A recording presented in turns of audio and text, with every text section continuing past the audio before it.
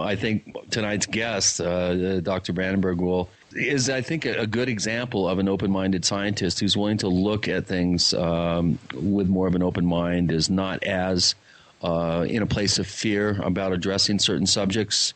And I think we're going to have a really very enlightening and engaging conversation with a true space scientist. This is going to be fun. Well, and this is interesting. The book's title is Life and Death on Mars, the New Mars Synthesis. And what's interesting to me is how Mars has played such a role in the UFO field. I mean, if you go back to the 50s and Major Kehoe, he was speculating in his books that maybe UFOs came from Mars. This was at a time that we thought maybe it could be inhabited by intelligent beings. We're not talking about microbes. We're not talking about arsenic-based microbes. Talking about intelligent beings, you were thinking of Edgar Rice Burroughs and Barsoom and John Carter of Mars. And by the way, ladies and gentlemen, there is a movie they're making of John Carter of Mars. It's going to be out, this year, the next year, or something like that. So it kind of brings it all home. But what is interesting to me for having a scientist like Dr. Brandenburg on the show is to also not just explore his theories about the history of Mars and what it might have happened, but also ask him about some of those Mars legends that we talk about from time to time. Well, yeah, the whole Cydonia controversy that erupted back in 76 and continued through the last 20 years. 25 years. We've seen quite a bit of people addressing the whole plains of Cydonia. Richard Hoagland, Mac Tones, and others. I think this is going to be a really good opportunity for the Paracast audience out there to bounce some of these scenarios and questions off somebody who really does know what they're talking about. He's a plasma physicist. He's been in the aerospace industry for decades, and he's just a perfect guest for us to ask these Martian-based questions of. And because he is a real scientist and not just a speculator or a would-be or a wannabe, don't expect his answers are going to be what you want to hear. Oh.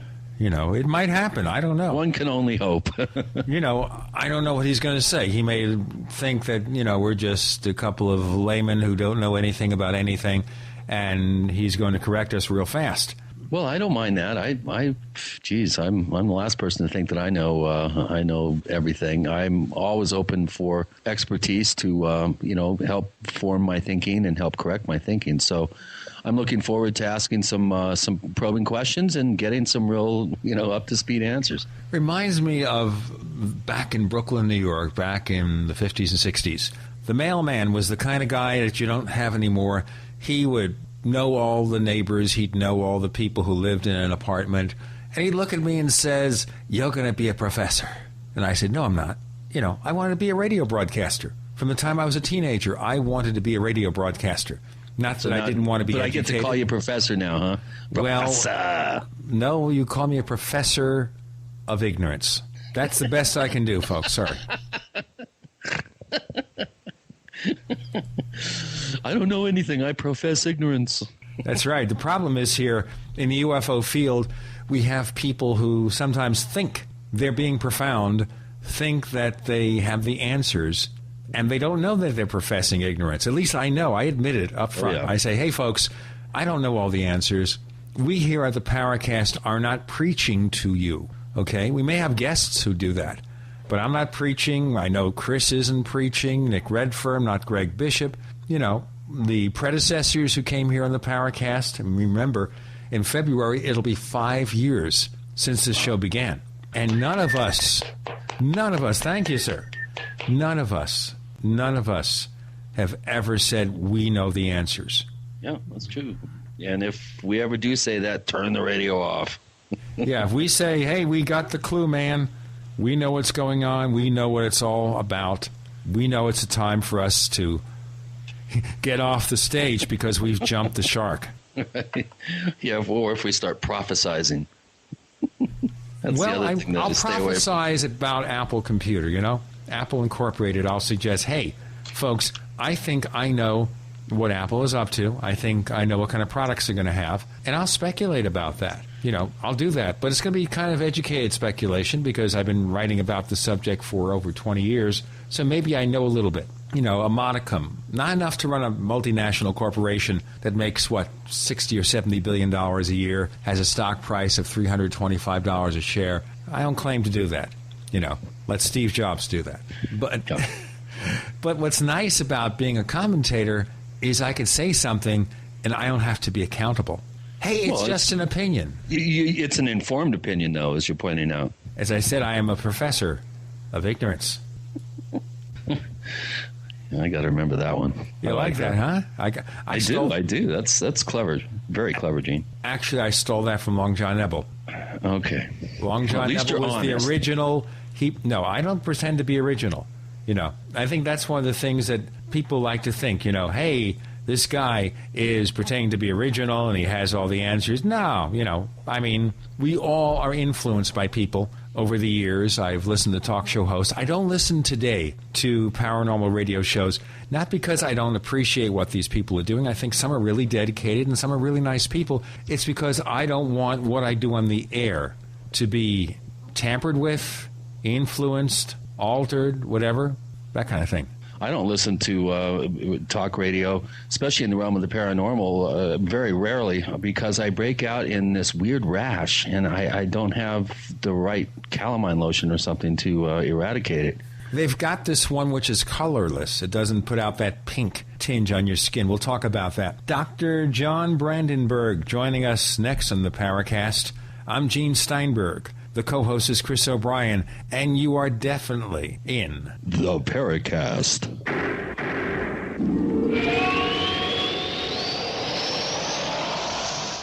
Are you ready to order the official Paracast t-shirt? You asked, we answered. We're now taking orders for the official Paracast t-shirt. It comes in white, 100% cotton. The front of it features the same logo that we have on our community forums. On the back it says, separating signal from noise. To order the official Paracast t-shirt, here's all you have to do. Visit our new online store at store.theparacast.com. One more time, that's store.theparacast.com. You can use a major credit card to place your order for the official Paracast t-shirt. Hey neighbors, we have one more thing to talk about, and that's more merchandise at the official Paracast store. We have hats, we have jackets, we even have a flip video camcorder customized with the Paracast logo at the official Paracast store. It's all now available at the official Paracast store, store.theparacast.com. When making important financial decisions, you should always know the facts. That's why Midas Resources is willing to pay you to read the facts. Midas Resources, a team of hand-picked financial specialists with decades of financial experience who are ready to provide you with state-of-the-art, up-to-date financial services. Midas Resources offers a host of services and stands behind their products. In fact, if you call and order their free Midas report, Midas Resources will pay you. This detailed report will provide you with financial history on the safest and most profitable areas to invest in. If you read the report, Midas Resources will send you a free Walking Liberty Silver $50. So what are you waiting for? Get the facts and call Midas Resources toll free at 888-292-2709. That's 888-292-2709. And remember, if you read the Midas report, you'll receive a free Walking Liberty Silver $50.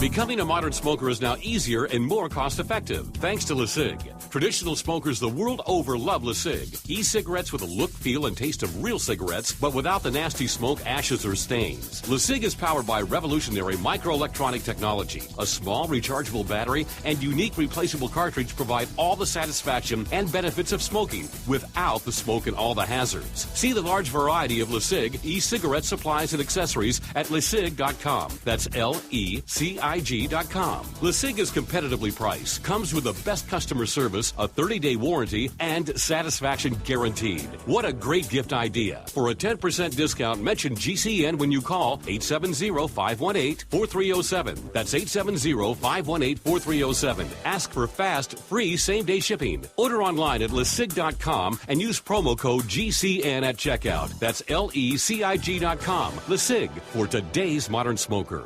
Question: what would you rather drink? Acidic water, which burns holes in your body and causes loss of bone mass, or alkaline water, which promotes high energy and vibrant health? The answer is clear. And if you're drinking acidic water, you're helping cancer cells and bacteria to grow out of control. AlkaVision Plasma pH drops combine a unique formula of the most alkaline minerals. Using Plasma pH drops is the best way to alkalize your water and help you get rid of acid and regain your health and energy. Simply put 10 drops in the water you drink to raise the pH to a healthy alkaline level. Most experts agree that the water you drink should be at a pH level of 8 or higher. Disease organisms like bacteria, viruses, or cancer cannot survive in an alkaline high pH environment. Order your bottle of AlkaVision Plasma pH drops now by going directly to alkavision.com. That's ALKA vision.com, or by calling 269-409-1776. Again, 269-409-1776.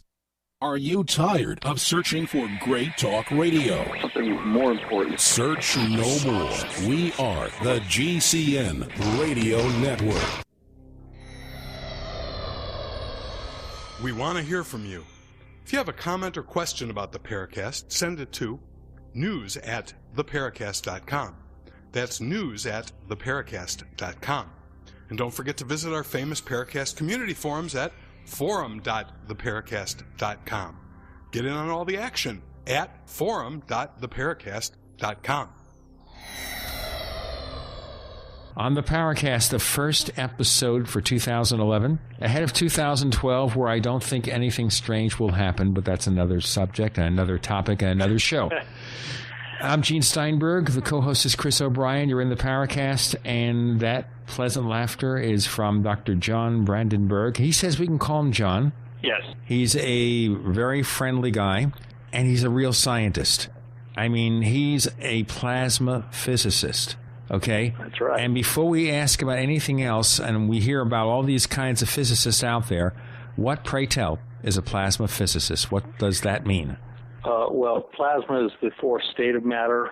It's the aurora, the lightning bolt, the sun. All the stars are made of plasma. It's a gas that is so hot that the electrons come off the atoms and they form it's a gas of plus and minus charges. So it conducts electricity, it glows, and it's 99% of the matter in the universe. So I guess by being a plasma physicist, I take that as a license to study the entire universe. Oh, wow, yeah. How did you get involved in that? Did you grow up and say, I want to be a scientist, I want to be a physicist? Did you get kind of dragged into it, or what? Yeah, I did. I was fascinated with electricity and magnetism when I was a child, and anything electrical, I would try and take it apart from 2 years old. It was my uncle was a nuclear physicist who worked on the Manhattan Project, so he was my inspiration. And he was just a wonderful human being and very much encouraged me. But I went into plasma physics because I wanted to solve the energy crisis back in the 70s. So we were working on controlled nuclear fusion, trying to create the center of a star on Earth using a woven magnetic bottle to hold the plasma, like a tokamak. You've heard of those as big donut-shaped machines. I worked on things like that. Whatever happened to nuclear power? It kind of died. Anyway, with these nuclear accidents, did that kill the industry? You said it's poised for a comeback. Is that going to really happen? I believe so, because I do believe that pumping all the carbon dioxide into the atmosphere is not good for the planet. I think we're throwing the planet out of balance, and that means that we have to find a power source that doesn't produce carbon dioxide. And nuclear power is an obvious one that works.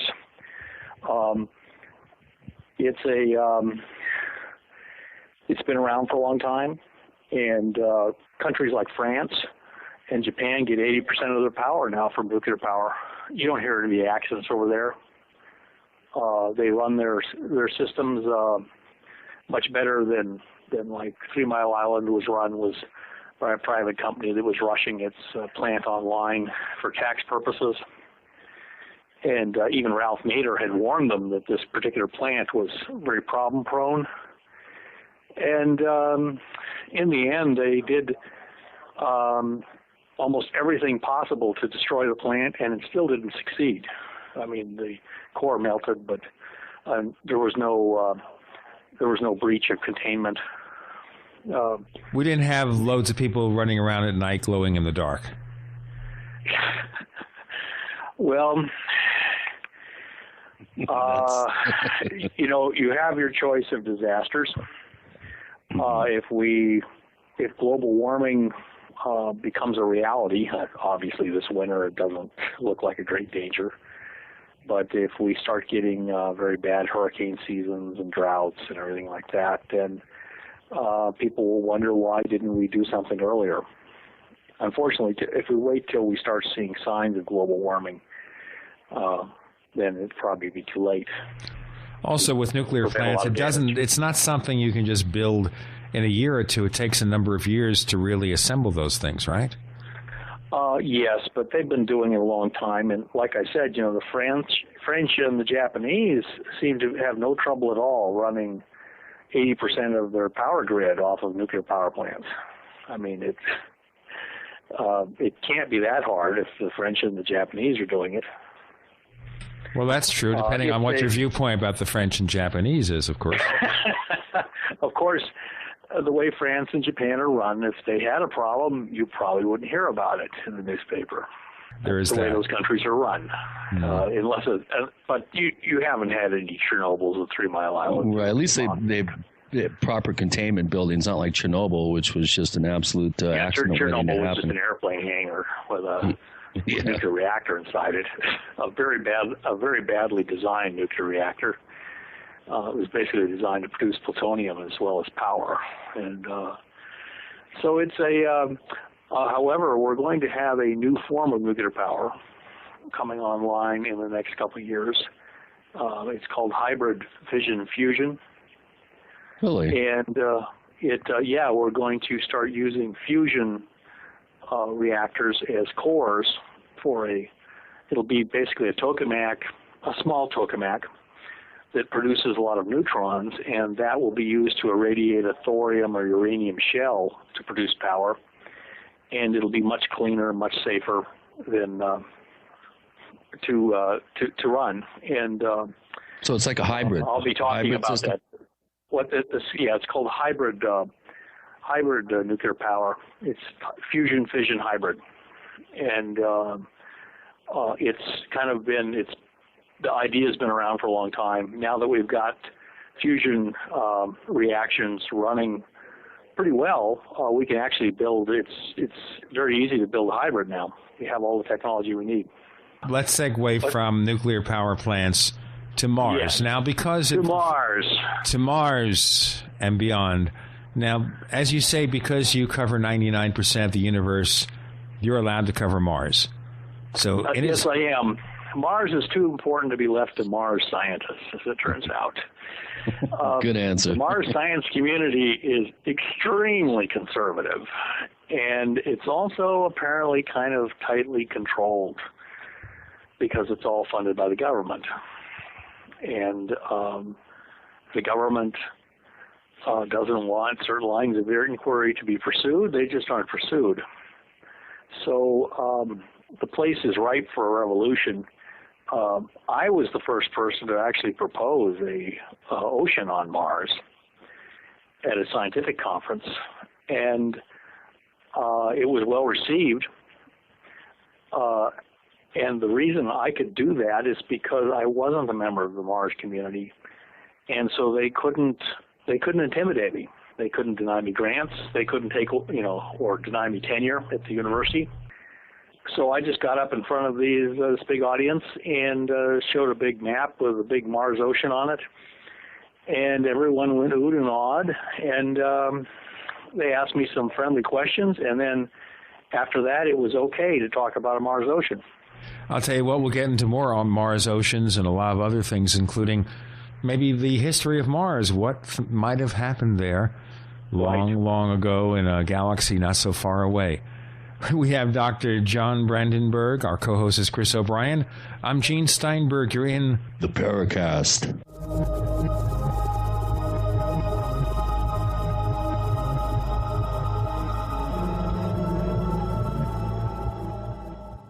Ray Perkins, a reclusive veteran burned out from the Gulf War, lives tortured by relentless, perplexing nightmares.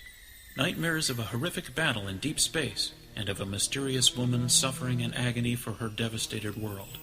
A woman not yet born, calling across centuries to him. Then, a coincidence leads him to his destiny, his chance to alter the universe. Attack of the Rockoids. The former fiction editor for Star Wars and Indiana Jones, Robert Simpson, writes, "The soul of the novel Attack of the Rockoids lies in its heart and passion for building a convincing tale of a love that spans the galaxy, a thrilling story. Attack of the Rockoids is available now. Read a sample chapter and get a special discount off of the cover price at our website, rockoids.com. That's ROCKOIDS.com. Attack of the Rockoids, a novel in the grand science fiction tradition.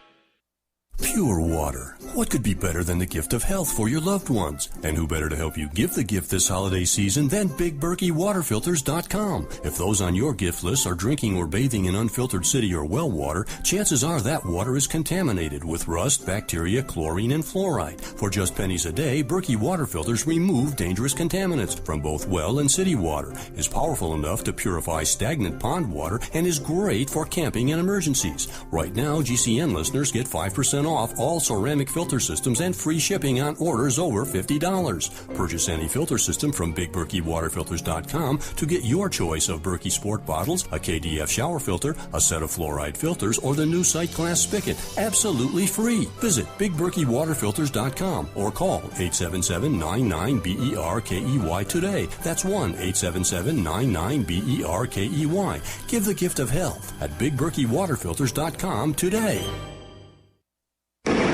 Hi, I'm Mark Craighead, founder of Crossbreed Holsters. I designed our top-selling holster, the Super Tuck Deluxe, to solve the problems of being poked, pinched, and gouged while carrying concealed. The Super Tuck Deluxe is the most comfortable, most concealable holster on the market today. We offer a 2-week free trial and a lifetime warranty. Visit us at crossbreedholsters.com.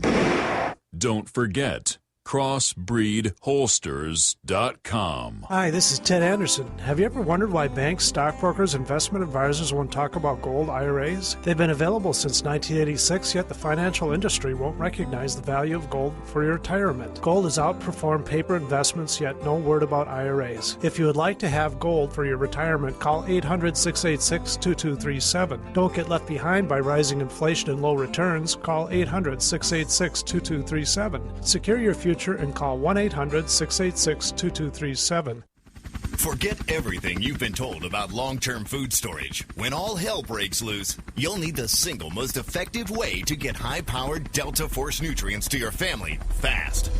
Like any Special Forces commando, you need a plan. You need a Black Hawk Down food plan. Introducing the Survival Sprout Bank from Solutions from Science. It's your countertop survival garden. Yes, grow fresh greens right on your countertop in just a few short days. Sprouts are the green shoots that emerge from newly germinated seeds, and they are powerhouses of living, easily absorbed nutrients. The Survival Sprout Bank is a complete kit with nothing else to buy. And with sprouts so easy to grow, even children can grow emergency food. Call 877-327-0365 or go to survivalsproutbank.com. That's 877-327-0365 or order online at survivalsproutbank.com. Survival Sprout Bank, your Black Hawk Down emergency food plan. The GCN Radio Network, providing the world with hard-hitting talk radio. GCN. Great talk radio starts here. Hi, this is Don Ecker, and you are tuned into the Paracast. Let me tell you what, you're going to hear stuff here that you probably won't hear anywhere else. Hear that, George Snorri? Progressively, every week, Chris O'Brien's voice gets deeper and deeper. Is it all those cigarettes, Chris? Oh, I cut way down on those, Gene. Oh, that's good. You and President Obama. I've got an e-cigarette now. I charge it up with my. I charge it up with a USB connector that I plug into my computer. Oh, I can't handle this. We're talking to Dr. John Brandenburg, and he has a new book coming out in February, which is called The New Mars Synthesis, and we're talking about how he got his interest in Mars. As you say, being a plasma physicist, you can write about or study 99% of the universe. Because you're not strictly an astronomer, you can get away with things that maybe other people can't. So let's talk about the ocean on Mars. What are we talking about? Maybe transplanting the Atlantic Ocean there, or what? It covered about a quarter of the planet, and it's on, if you look at maps of Mars, you'll notice there's a big smooth area with very little craters on it, wrapped around the northern quarter of the planet, and apparently that's where the ocean was. It's the deepest part of Mars, it's the lowest elevation, and turns out the landscape changes dramatically all the way around the planet at a common elevation line, which just happens to be what's called the 0-kilometer line on Mars. They set that arbitrarily because the atmospheric pressure reached a certain point. And so they just called it the 0-kilometer line, and it turns out it's where it also coincides with a place where the landscape changes dramatically from being rugged with a lot of craters to suddenly smooth with no craters, as if an ocean had been sitting there and erased all the craters, turned everything to mud. Sounds like a shoreline. It is shoreline. It's easy to see. I mean, it was sort of like walking up to a blackboard where there's an equation written that says 2 + 2 =, and you just wrote in 4, and everyone was shocked because people are very sensitive about Mars having biology on it. So if you put an ocean on Mars, that automatically means biology. When you have liquid water, especially a large body of liquid water on a planet, that means the atmospheric and temperature conditions have to be very similar to Earth. It basically defines an Earth-like environment. And the other thing about this ocean on Mars is this ocean lasted most of Mars' history. It's not on the old part of Mars, which is the south, which is heavily cratered highlands. It's on the north part of Mars with hardly any craters. And this means this planet had an ocean for most of its geologic history. And it also means that it probably had things swimming in that ocean for most of its geologic history. Okay, you raised the question. What kind of things were swimming there? Intelligent things or what? Well, 4 billion years of Earth-like conditions means that you could have not just biology but evolution on Mars. So there's really no limit you can place on the development that Mars... It could have ebbed and flowed numerous times. Absolutely. Mars is close to the asteroid belt, so it's going to get a lot more big impacts than happened to Earth. We have several periods on Earth where almost everything that was alive died. The Great Permian extinction, and then, of course, the Chicxulub event that wiped out the dinosaurs was believed to be an asteroid impact. The Permian extinction also was supposed to be an asteroid impact. Mars probably that happened more often.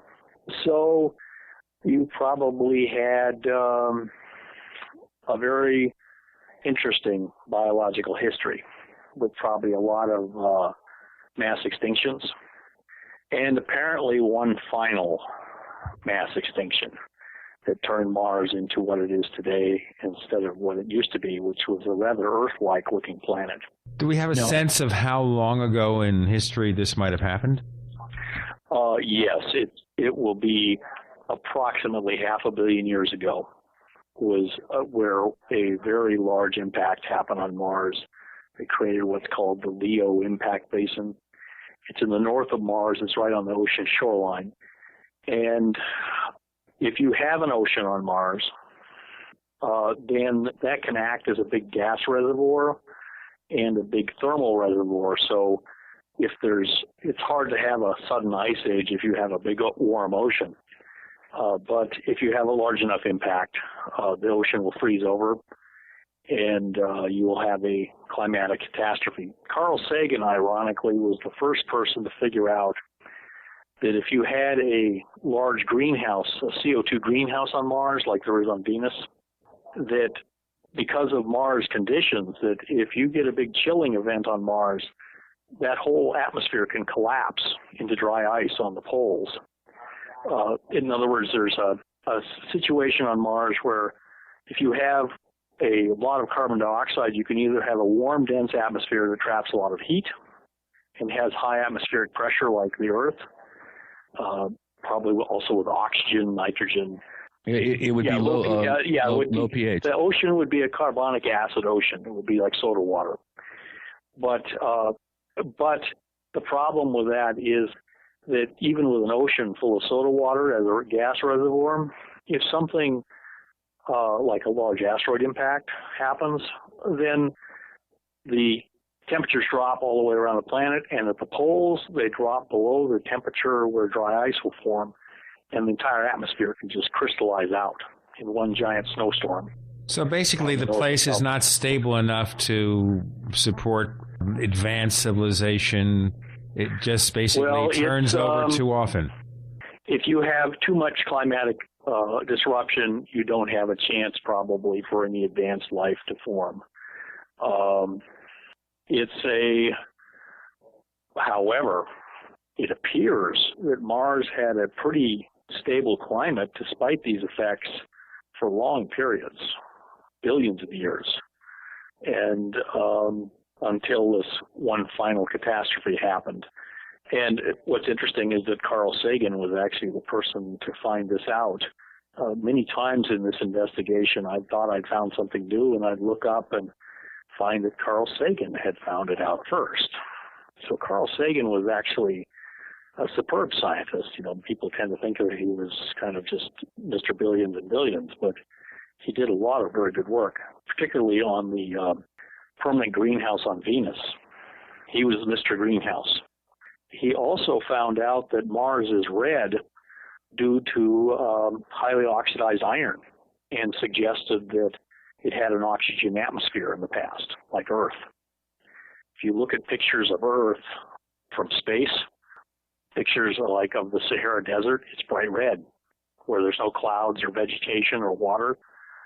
Their surface is bright red, just like Mars. And it's red for the same reason, because of iron in the soil that's highly oxidized. And so Mars gives evidence that it had an oxygen atmosphere in the past, and it had an ocean. Therefore, it's pretty fair to say it had lots of life on it. In fact, if you have an oxygen component in the atmosphere, the carbon dioxide, which forms carbonic acid, can't form limestone with the rocks. The oxygen actually stabilizes the situation chemically. So basically the issue here is that because Mars was not stable, it couldn't sustain any particular atmospheric environment to allow for advanced life forms to live long and prosper and flourish. Well, they certainly aren't living long and prospering now. We'll have to talk more about that. And also I want to ask you about some of the legends of Mars that are so fascinating to everyone. The book, which is coming out in February, is called The New Mars Synthesis. And, of course, this is about the life and death of Mars. Dr. John Brandenburg is our guest. Our co-host is Chris O'Brien. I'm Gene Steinberg. You're in the Paracast.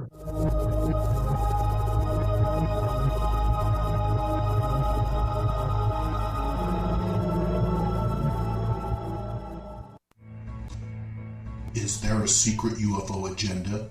Do strange creatures from the darkest corners of the mind roam the Earth? Is there evidence for mind control, time travel, or devious government conspiracies? Find out the inside scoop on the latest conspiracies, paranormal activity, and Fortean phenomena when you subscribe to Tim Beckley's Conspiracy Journal. It's jam-packed with stories, special book and DVD promotions, and the best news, it's absolutely free, sent right to your mailbox. Plus, a bonus free email newsletter sent out every Friday. Simply send an email with your name and address to Mr. UFO at webtv.net. That's Mr. UFO at webtv.net. Find out what they don't want you to know.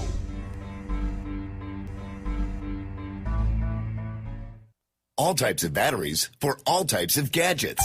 We'll say it again. All types of batteries for all types of gadgets. Electronics, toys, flashlights, computers, accessories, and more are at BatteryStation.com. Whatever type battery you need, alkaline, lithium, gel cell, NiCad, metal hydride, sealed lead acid, and more are at BatteryStation.com. Our homepage gives you quick access to ham, marine, police, fire, and aviation batteries. Plus, choose from our great selection of LED flashlights with no bulb to ever burn out and much longer battery life. Find many top brands including Streamlight, Pelican, Surefire, Novatac, Gerber, and more at BatteryStation.com. You'll also find the most popular brands of ammunition and watertight cases for storing guns, food, electronics, survival gear, and more at BatteryStation.com. Call 417-257-7799. That's 417-257-7799. You will be surprised when you visit BatteryStation.com. In a coming apart world, you need something to keep it tied together. That something is Atwood Rope, the highest quality rope made in the USA, from exotic braids for military, rescue, arborists, shipyards, tow line, or boating. Quality rope at affordable prices you and your customers can depend on. Find a dealer or shop online at atwoodrope.net. Enter promo code RADIO to receive 100 feet of 550 paracord free with purchase. Atwood Rope, working to keep the world tied together. Hi, this is Ted Anderson. Have you ever wondered why banks, stockbrokers, investment advisors won't talk about gold IRAs? They've been available since 1986, yet the financial industry won't recognize the value of gold for your retirement. Gold has outperformed paper investments, yet no word about IRAs. If you would like to have gold for your retirement, call 800-686-2237. Don't get left behind by rising inflation and low returns. Call 800-686-2237. Secure your future and call 1-800-686-2237. Men, take control of your prostate health without the risk of nasty side effects with Prostate Secure. Early detection, regular prostate exams, and PSA tests are a must for men over 40. Listen, if you have symptoms of an enlarged prostate but don't want to take a drug with possible nasty side effects, or if you're over 40, then use Prostate Secure, a natural dietary supplement for men. Prostate Secure is a scientifically formulated blend of clinically significant amounts of natural ingredients. It brings together the most powerful plant sterols like beta-cytosterol and saw palmetto, along with antioxidants such as vitamin D3, resveratrol, and lycopene to support good prostate health, proper urinary flow, function, and more. Check out prostatesecure.com. Order online and save 10% with promo code SAVE10 or call 1-800-239-9432. That's 800-239-9432. Or visit prostatesecure.com. Take control of your prostate health naturally with Prostate Secure. On air, online, and on demand. We are the GCN Radio Network. You're in the Paracast. You never know what's going to happen next.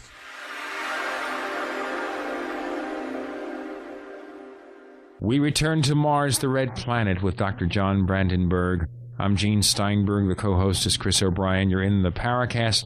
Chris, how about picking up on this? You know, I had a chance to get most of the way through the book because we kind of did have you on the show sort of as last minute. I wasn't able to spend the amount of time on some of the denser portions of the book where you go into some of the chemistry and other more scientific elements in terms of the information in the book. I tried not to load it with too much scientific. Well, that's what I was going to say. I'm going to if I had just an extra 3 hours, I would have been able, I think, to get a little bit more in depth in the book. I do recommend it highly to our listeners out there. This is probably the most comprehensive look at the unfolding of human knowledge about Mars and scientific knowledge about Mars. And there's some very fascinating sidebar plot lines and subplots in the book concerning the space program and how we have slowly been peeling back the layers of the onion scientifically of the planet. And one of the things I'd like to have you address is how the discovery of the Martian meteorites, which are fairly rare on this planet, but how that whole scenario ties into what we know about the planet and how some of the cataclysmic events on Mars could somehow be tied into some cataclysmic events that have happened on the Earth. Yes. Well, we know that we have about a dozen meteorites that have been recovered on Earth that are actually from Mars. And it was kind of a Sherlock Holmes detective story to figure out that these things were from Mars.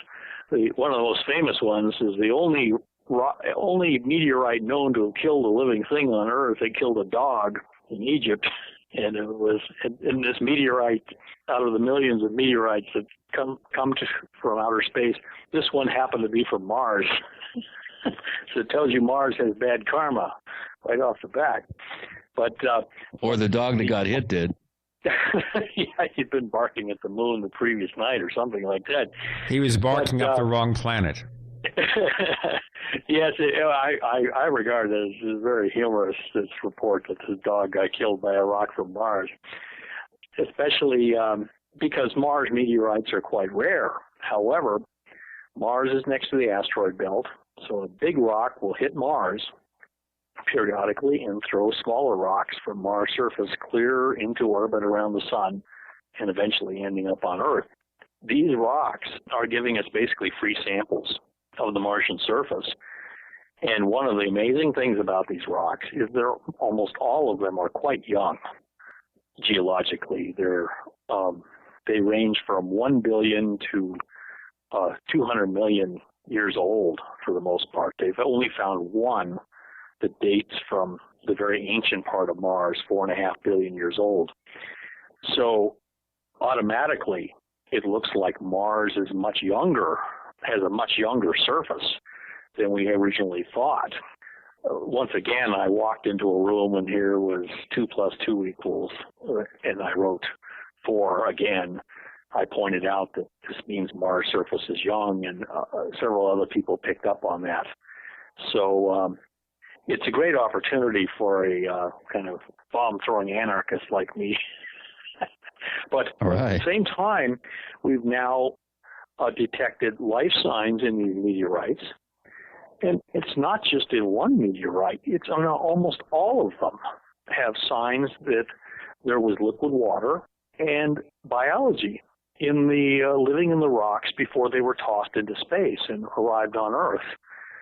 So but then let me ask you a question, John. Why then not speculate that some of that life became intelligent, became advanced? Maybe they left Mars when they knew these cataclysms were imminent and they didn't want to have their civilization destroyed. The old legends. Oh, that's a very good question. What level of evolution did life arrive at Mars? As you know, I was involved in the Cydonia controversy, the face on Mars. Okay, and that's a good point. Why don't you tell our listeners about that? Obviously, we have heard what Richard Hoagland, who would like to be a doctor but is not, has said about this. And we have not had him on the show, and I think possibly because we don't want to have somebody to yell at.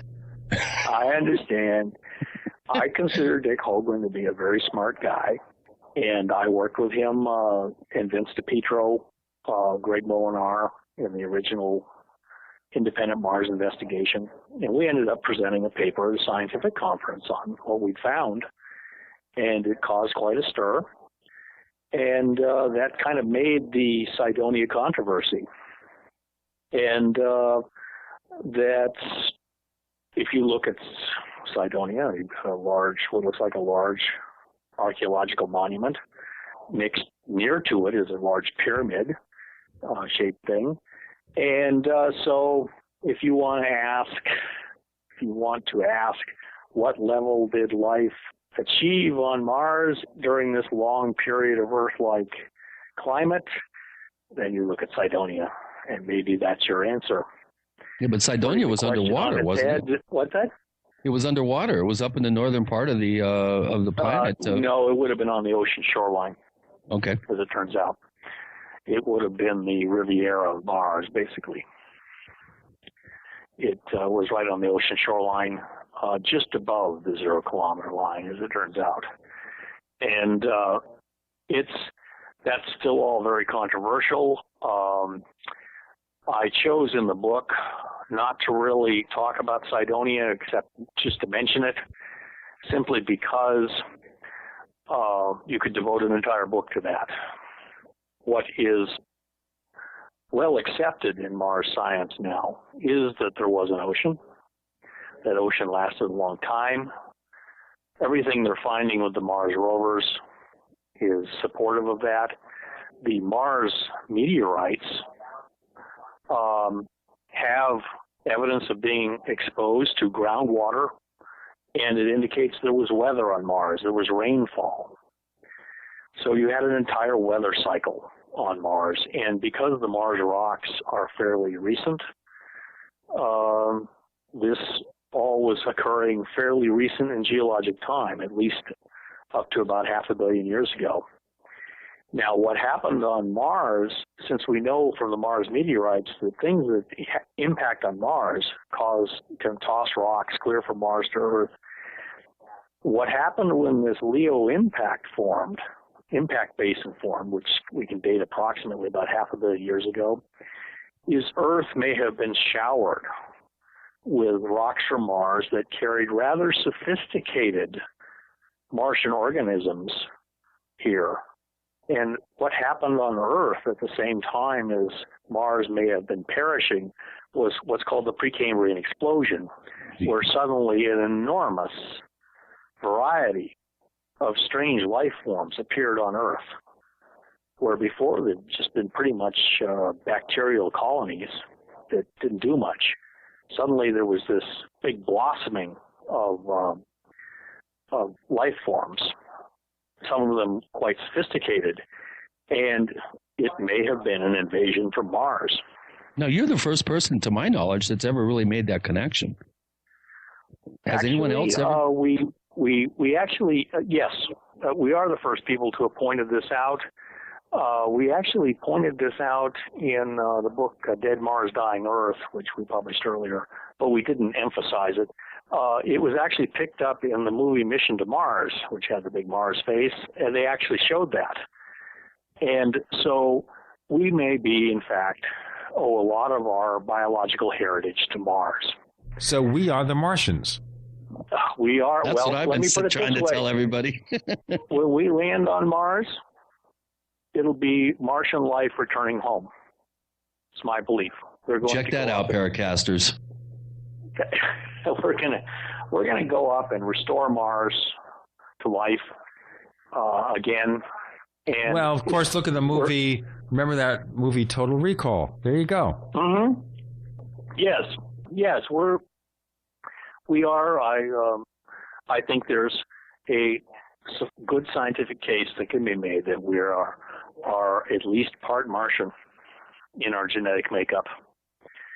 And Earth was probably a fairly primitive place, while Mars being a smaller planet, it formed quicker, cooled off quicker, it was farther from the sun, so it actually probably achieved more what we would call Earth-like conditions earlier.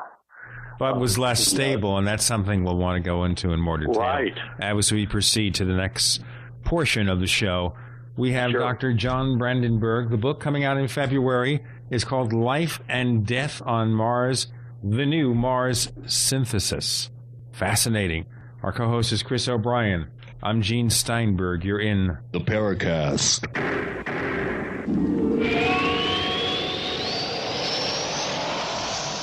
Hi, this is Ted Anderson. If you own an Apple iPhone and love to listen to your favorite programs on GCN, I've got good news for you. I'm proud to announce that GCN has a brand new iPhone app available for our dedicated listeners at GCNlive.com. Listen to your favorite hard-hitting GCN programs live or on demand right on your iPhone. And the best part? The GCN iPhone app can be yours absolutely free. Download the iPhone app today by clicking on the banner at GCNlive.com. Again, that's GCNlive.com. We the people people grow cotton, weave fabric, engrave ink, embed strips and fibers to protect from counterfeit, and carting to a private bank, having it led back at interest, forcing taxes to service debt. This capitalism, or was Jefferson correct when stating a central bank issuing the public currency is a greater menace to the liberties of the people than a standing army? Ted Anderson, I'm placing a free silver dollar in a book that explains our monetary system. Call for your copy, 800-686-2237. It's time to understand the system. Call 800-686-2237. That's 800-686-2237.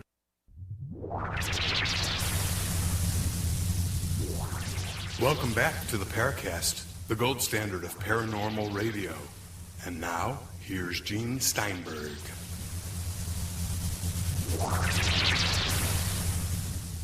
On hour 2 of the Paracast, what a fast hour. It took almost 40 minutes. Dr. John Brandenburg joining us.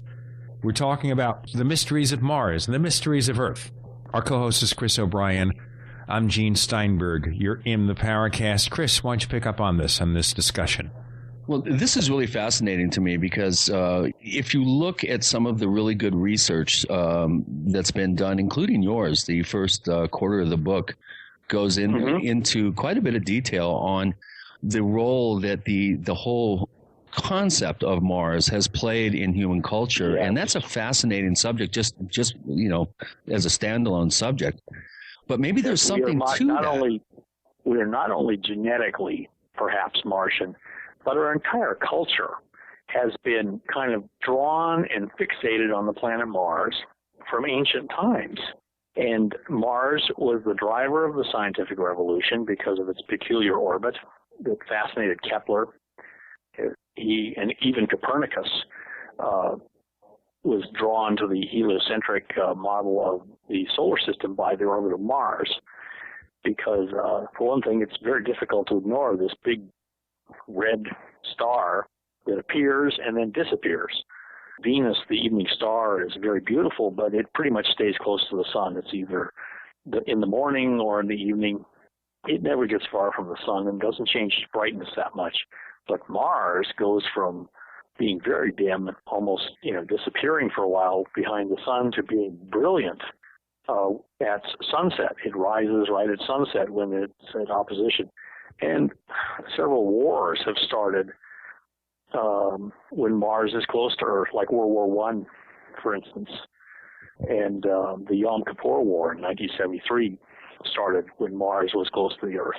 Strange coincidences, or can we find some mystical connection? Oh, it's very mundane, actually. A lot of these people, especially dictators in the Middle East and in Europe during the early 1900s, they consulted astrologers. And if they felt like having a war and Mars was close to the Earth, their astrologers would, of course, egg them on, saying Mars is favorable. Of course, Mars is the god of war. The god of war. So how did that legend begin, that Mars was the god of war? Apparently in ancient Egypt and Mesopotamia, simply because of its red color. Well, one interesting difference is the Aztecs kind of ignored Mars. They looked at Venus, which is the really bright one, and instead of being the goddess of love, it was the god of war because it was bright. But the Japanese, one of the other interesting things I picked up on in doing this research for this book is Japan kept turning up.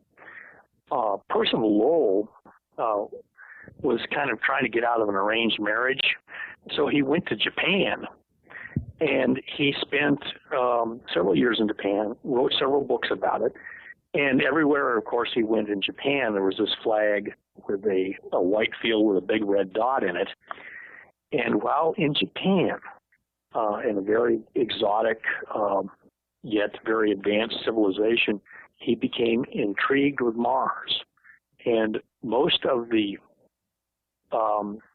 scientific progress of the last 100 years in terms of space travel was driven by the fact that Lowell was convinced there was a civilization on Mars. The canals, other people saw the canals, but he mapped them. He built probably the best observatory on Earth for a while. Just right up the road from me. What's that? It's right up the road from me. I'm down in Camp Verde. It's right up on the hill. Oh, yeah, Flagstaff. Exactly.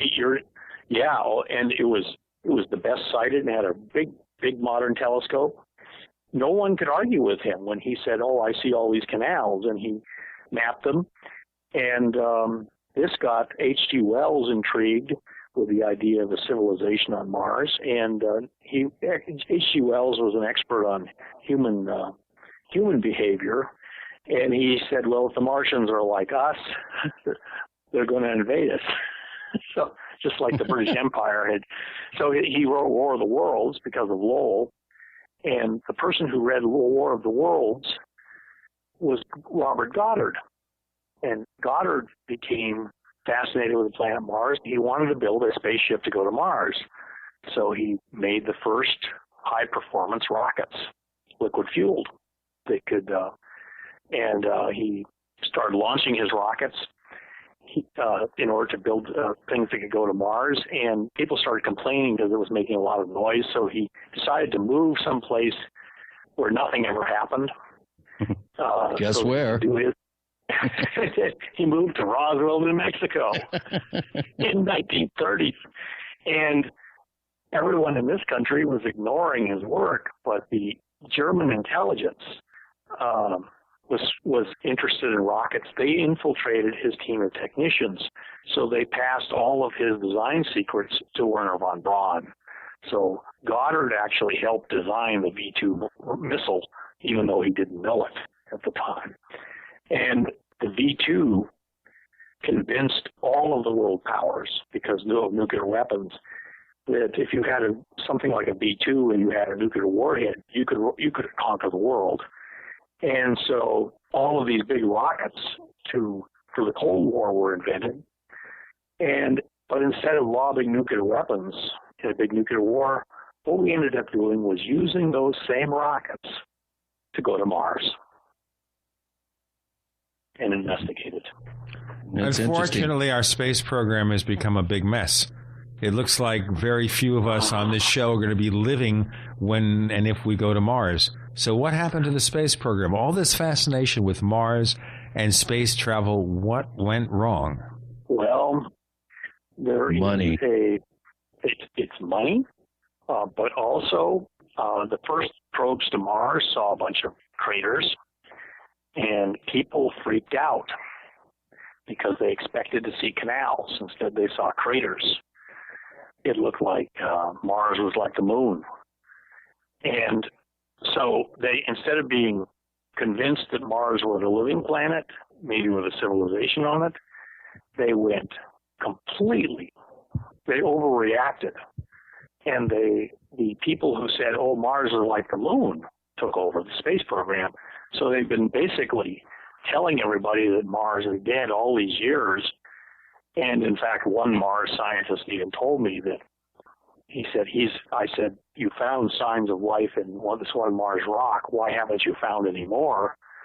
And he said, "I'm afraid to find more because I was criticized so bitterly by these people for for saying I'd found life signs in these Mars rocks." And I talked to one of the Mars scientists who did the NASA study where they found the Mars life signs in ALH 8401.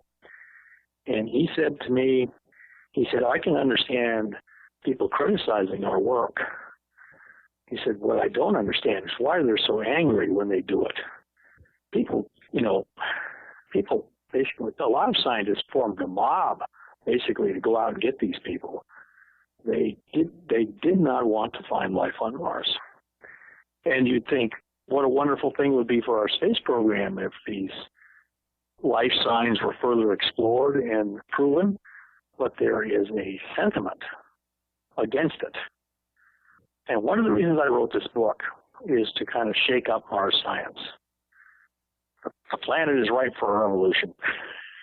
There you go. Instead, our space program went on to build a Rolls Royce to deliver groceries, basically. Well, it built a space station. There's one thing you have to realize. The space program is actually part of our national defense. It's in the Cold War, deterrence was psychological. You had to basically every time we sent something to Mars or landed something on Mars, the Russians would note this. For one thing, we had done something they couldn't do. So it was leapfrogging, but we'll have to go into that in a moment. We'll go into leapfrogging and the Americans and the Russians and all that. Absolutely. With Dr. John Brandenburg, the co-host is Chris O'Brien. I'm Gene Steinberg. You're in the Paracast.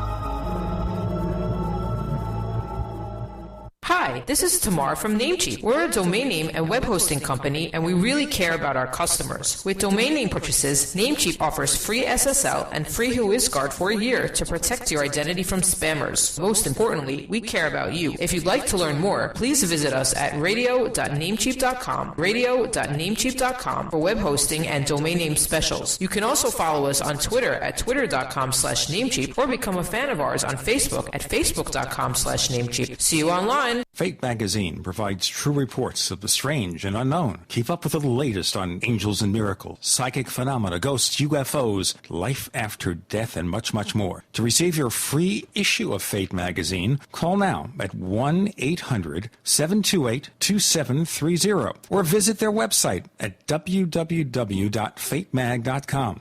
That's 1-800-728-2730. What are you waiting for? Your fate awaits.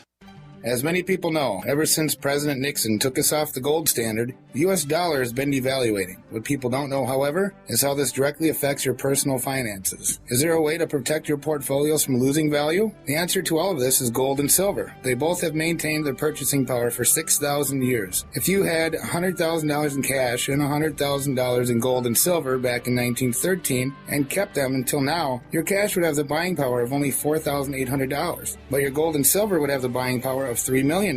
The answer to protecting your assets is simple. Call John Ballman today at 1-800-686-2237, extension 169. Get all your questions answered before your money is worth zero. Call 1-800-686-2237, extension 169. Take action today while we still accept paper dollars for gold. That's 1-800-686-2237, extension 169. If you own a septic system or if you're facing costly septic system replacement, this message is for you. When you want to stop paying for pump outs and avoid backups, when you've had enough of the foul odors and costly repairs, use BioSafe One Septic Solution. Now there's an easy-to-use 100% guaranteed answer to all your septic system problems. BioSafe One Septic Solution. BioSafe One is patented and made specifically for all septic systems and made by the same team of scientists who helped clean up the Exxon Valdez oil spill. BioSafe One decontaminates and removes sludge, stops costly pump outs and repairs, and removes septic system stench, all with a 100% success rate. See what gives BioSafe One Septic Solution the advantage over any other septic product at biosafeone.com. That's BIOSAFEONE.com. biosafeone.com. Or call toll free 1-866-424-6663. That's 1-866-424-6663. BioSafe One, the guaranteed bio-friendly, money-saving way to clean your septic system. I'm concerned about food for my family in the event of an emergency, and I know you are too. Are you ready? Don't wait for an emergency to happen. Put a plan together now with quality dehydrated food from Ready Reserve Foods. For nearly 40 years, Ready Reserve Foods has been in continuous operation, canning the finest in dehydrated foods. Other companies just broker canned foods. Ready Reserve is the manufacturer, controlling quality from start to finish with double enameled cans and nitrogen packing for maximum shelf life. Ready Reserve offers a balanced selection of fruits, vegetables, dairy products, proteins, and grains. Choose from a variety of pre-selected units or order by individual can to customize your own plan. When you purchase from Ready Reserve Foods, you are buying factory direct at wholesale prices. Call today for a free catalog, 1-800-453-2202, or visit ReadyReserveFoods.com. Call 1-800-453-2202. Ready Reserve Foods, factory direct, wholesale pricing. America's #1 source for independent talk radio for over a decade. We are the GCN Radio Network.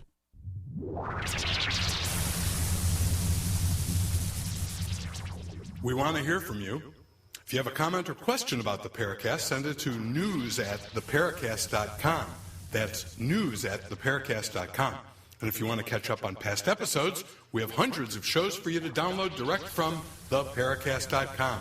That's theparacast.com. Or check us out on iTunes. We return with Dr. John Brandenburg. The book is coming out in February, but we have a preview of it right now. It's called Life and Death on Mars, the New Mars Synthesis. And I guess we're focusing here now a little bit on the way the Americans and Russians treat the space program. But really, it was mostly the Americans wanting to beat the Russians. That's why we went to the moon, nothing else, right? That's right. And even a lot of the great exploration of the classic era, the Columbus finding the New World, the Europeans were trying to outflank the Turkish Empire. So everything had a military component to it, as well as the idea of the spirit of adventure and looking for new trade routes. There was a big military threat from the Turkish Empire at the time of Columbus that all of Europe was worried about. The Turks had tried to take Vienna 3 different times, and they ultimately failed, but only after the Spanish had gotten rich off the New World and supplied a lot of troops to the defense of Europe against the Turks. So just going to the moon, to not just to go to the moon, but also to impress the world that we're technologically superior to the Russians, that's kind of an old tradition in exploration. It's kind of a scientific Olympics, if you like. In ancient Greece, they would have Olympics so everybody could show how brave and tough they were. So they wouldn't have wars. They would instead have Olympic Games. And the space program became sort of like that.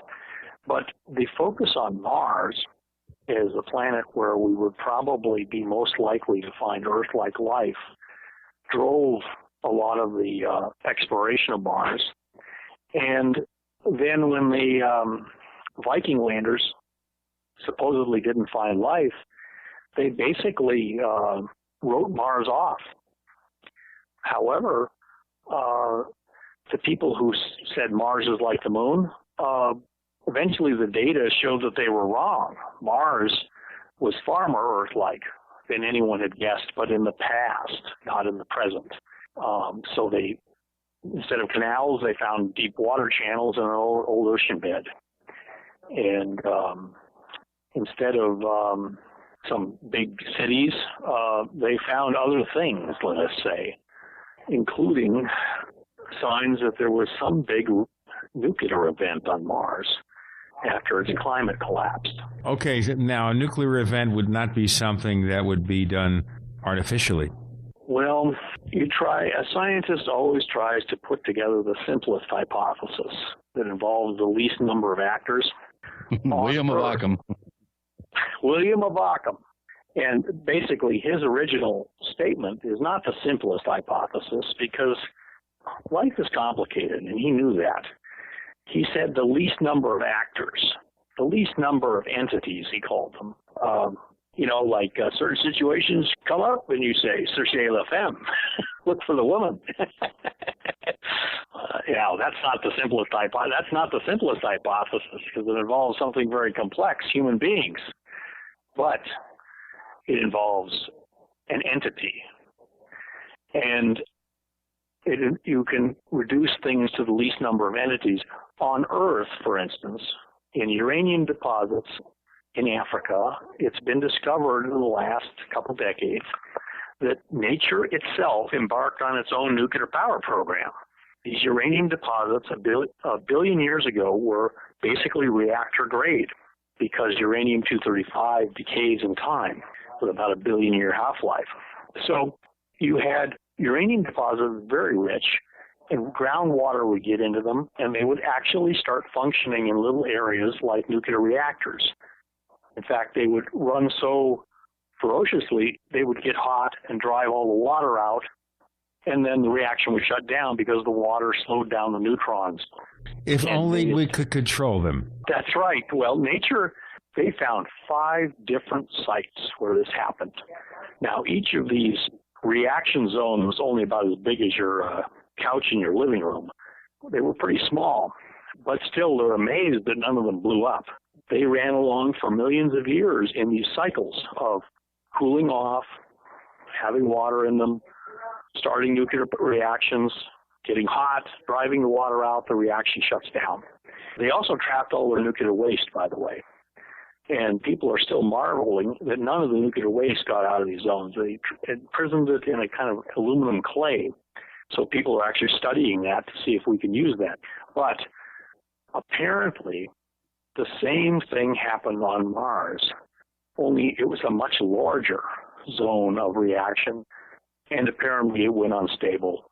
And as they say in the reactor business, it explosively disassembled, leaving a large radioactive scar on Mars in a region called Mare Acidalium. And in the book that you have, you see the maps in the color plate section. Right. You see there's a region in radioactive potassium and also thorium. There's this big spot on both maps, and the tendrils from that explosion, like streamers, reach all the way around the planet, and there's another hot spot on almost exactly the opposite side of the planet. The antipode, meaning the shock waves, went all the way around the planet and collided on the far side, depositing a bunch of radioactive debris. This would have been a planetary-wide disaster.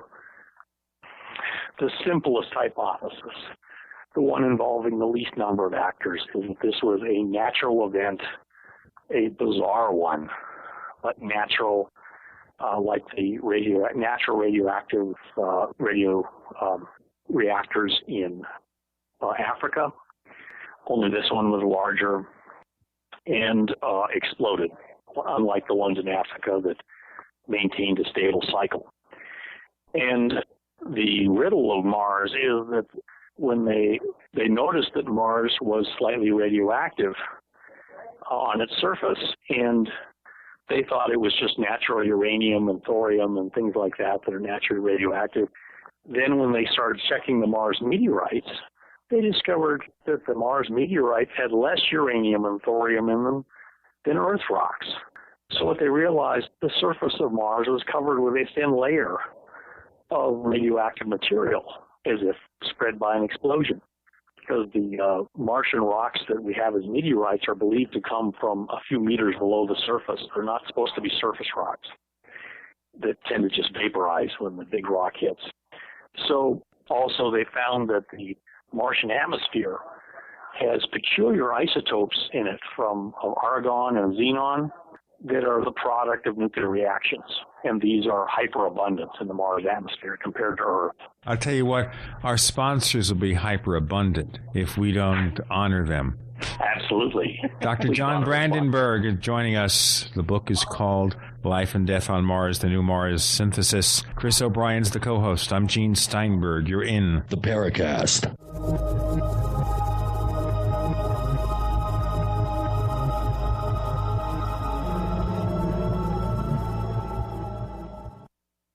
Ray Perkins, a reclusive veteran burned out from the Gulf War, lives tortured by relentless, perplexing nightmares.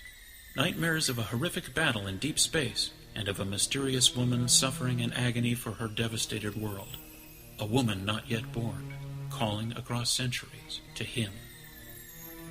Then, a coincidence leads him to his destiny, his chance to alter the universe. Attack of the Rockoids. The former fiction editor for Star Wars and Indiana Jones, Robert Simpson, writes, "The soul of the novel Attack of the Rockoids lies in its heart and passion for building a convincing tale of a love that spans the galaxy, a thrilling story. Attack of the Rockoids is available now.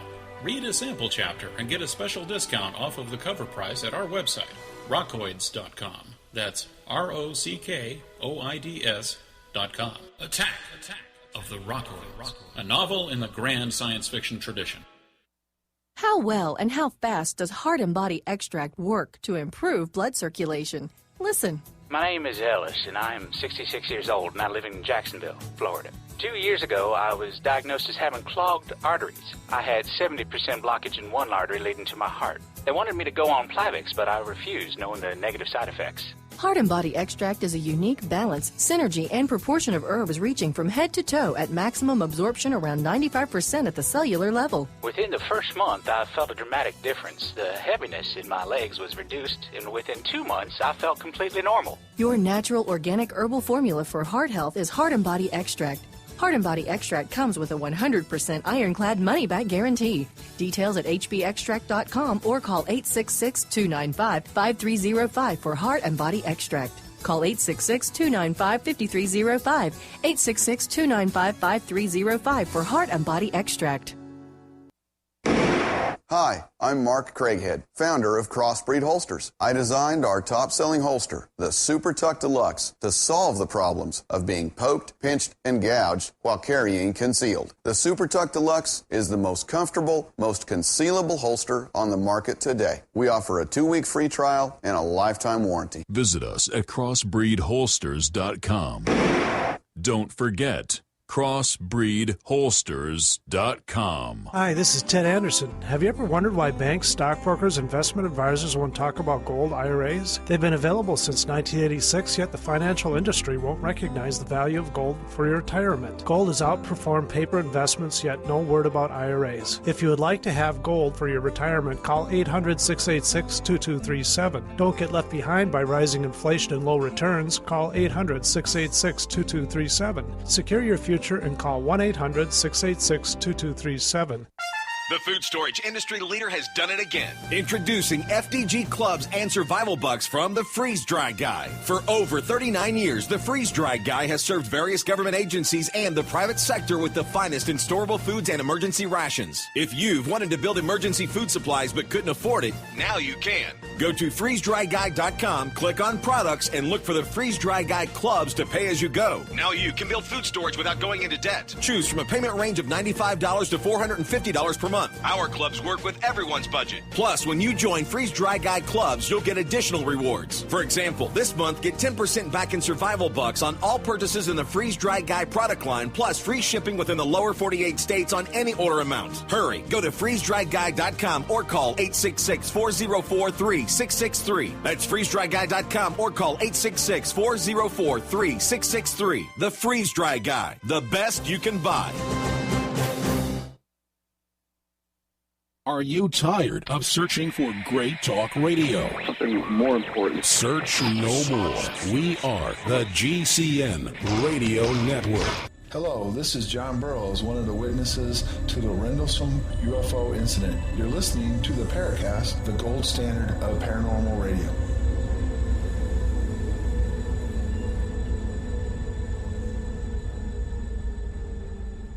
We return. More on the incredible mysteries of Mars. Nothing paranormal here, strictly scientific. The book from Dr. John Brandenburg, coming out in February, is called Life and Death on Mars, the New Mars Synthesis. Chris, you want to pick up on this?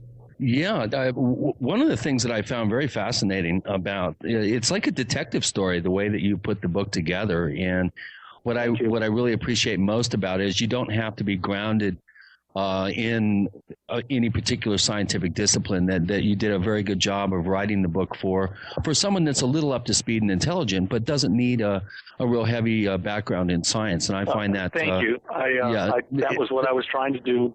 Of course, well, you succeeded. Publisher Dave Childress encouraged me to do that. You succeeded, and I think that was a very good approach. One of the things that I find very intriguing is that you have such a background in aerospace, and as we mentioned at the top of the show, you're a plasma physicist. What actually got you interested in this whole idea of creating a synthesis on all the various tendrils of information that science has been able to accrue over the years on the Martian mystery? Did you have some sort of eureka moment or an instant where you knew that this is something you were going to have to get into? I felt it was sort of a mission. Honestly, my eureka moment was when I saw the work of Vince DiPietro and Greg Molinar on Cydonia. And that's what I thought. And well, to me, if you look at what they found, you obviously, if the first question you ask is, how long did Mars have an Earth-like environment? It was obvious from the water channels they found that Mars was like Earth in a very distant past, and then you kind of wondered, well, okay, how similar to Earth in Mars past, war conditions, and how long did they last? And the problem in the Mars community is that they are so conservative. Mars is a very dangerous place for a scientist right now because it's got a lot of baggage. It's got a lot of baggage. For one thing, as I said, the cultural implications of anything on Mars are so strong that if you find life on Mars and survive, then you have changed the entire. It's like a second Copernican revolution. Mars is the first Earth-like planet in the universe that we can get to. And if we find life there, especially past advanced life, that means the whole universe is alive. Well, what do you think about the re-imaging of Cydonia and the face on Mars? I mean, what's your official We presented a paper at one of the American Geophysical Union meetings, and I discussed this in A Dead Mars, Dying Earth, which was about the idea of Mars being a failed biosphere, comparing that to Earth, that, we're abusing the Earth's environment. We presented our analysis of the new Mars images that, in fact, that it actually confirmed our hypothesis that they were artificial. We found nostrils in the nose of the face, and we found a brick collapse zone on the. This is going to be discussed at length in another book to be coming out later. Right now, we're basically gathering more data. But we presented this at this conference. One of the guys from JPL showed up. He was this older guy, and he completely lost it when he saw our presentation. He started screaming. He threatened Vince DiPietro with his fists. What? Yes. You're kidding me. I am not kidding you. In fact, Vince was mad at me because I got in between. The guy started screaming at Vince DiPietro saying, are you calling me a liar? You don't know what you're talking about. And Vince just said, he's a tough Italian. He said, yeah, I do know what I'm talking about. Yeah, bring it on, dude. Bring it. So yeah, this is high drama in scientific circles. You, by God, and I the burden of civility stepped in. I stepped, in front of the guy, and I said, sir, calm down. This is a scientific meeting. It's not a bar. Yeah, this is high drama for a scientific. We think of scientists as being so conservative, and they can get pretty wacky. No, you don't know science the way science, and sometimes involves kind of almost back alley behavior. Some guys win arguments just simply by intimidation. They can hold up the progress of science for years. That's what they've been doing. A good job of it too, especially in the UFO field. That's a whole. Well, actually, I discussed that in the book a little bit. Well, you know what? I'm going to ask you about that then. Okay, we got the magic UFO word. And I'll say this because... You knew it had to come up sometime, John. And I got to warn you in advance, next week. Sure. Ladies and gentlemen, next week our guest is going to be Stanton Friedman. Stanton Friedman, give him my very best regards. Okay, special announcement. We just worked this out. Chris hasn't heard this yet, but now he knows what he's doing next week. Ask Stan if he's finished John Brandenburg's science fiction novel about the UFO cover-up.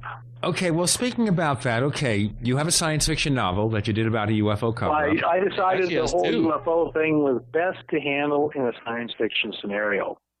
I write science fiction under a pen name, and I clearly stuff you read in a book that says John Brandenburg. That means I've gone to scientific conferences, presented all the stuff, gotten the feedback from other scientists, etc.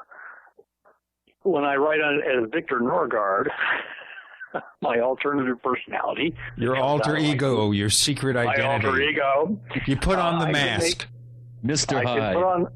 I put on the mask, and yes, then you have beautiful damsels in distress who are also UFO abductees and psychic, etc. I wrote a novel called Morningstar Past, The Collapse of the UFO Cover-Up. We're actually going to put it out as a trilogy because the first publisher put it in too small of a print, so it fit within 700 pages. So we're going to break it up into a Fellowship of the Ring kind of thing, 3 sections. Each is a separate novel, a trilogy.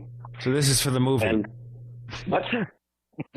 Oh, well, several people have told me it will make a superb movie, and it is a no-holds-barred exploration of the whole UFO thing. Okay, well, you're looking at the UFO field from a fictional standpoint.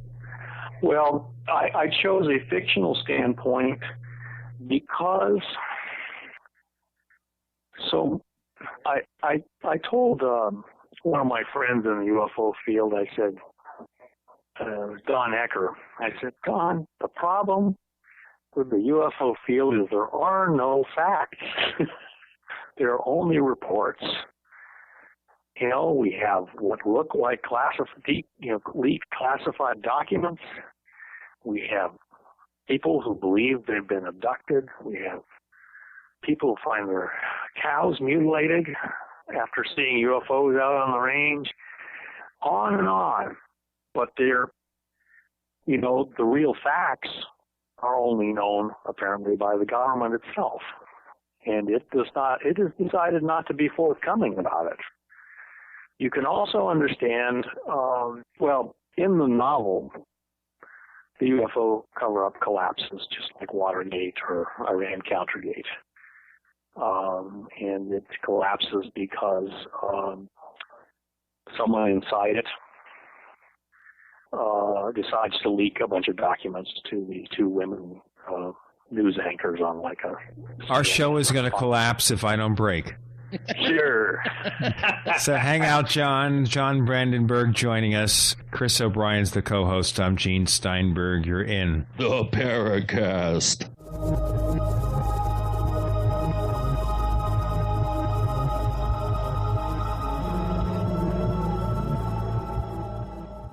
Are you ready to order the official Paracast t-shirt? You asked, we answered. We're now taking orders for the official Paracast t-shirt. It comes in white, 100% cotton. The front of it features the same logo that we have on our community forums. On the back it says, separating signal from noise. To order the official Paracast t-shirt, here's all you have to do. Visit our new online store at store.theparacast.com. One more time, that's store.theparacast.com. You can use a major credit card to place your order for the official Paracast t-shirt. Hey neighbors, we have one more thing to talk about, and that's more merchandise at the official Paracast store. We have hats, we have jackets, we even have a flip video camcorder customized with the Paracast logo at the official Paracast store. It's all now available at the official Paracast store, store.theparacast.com.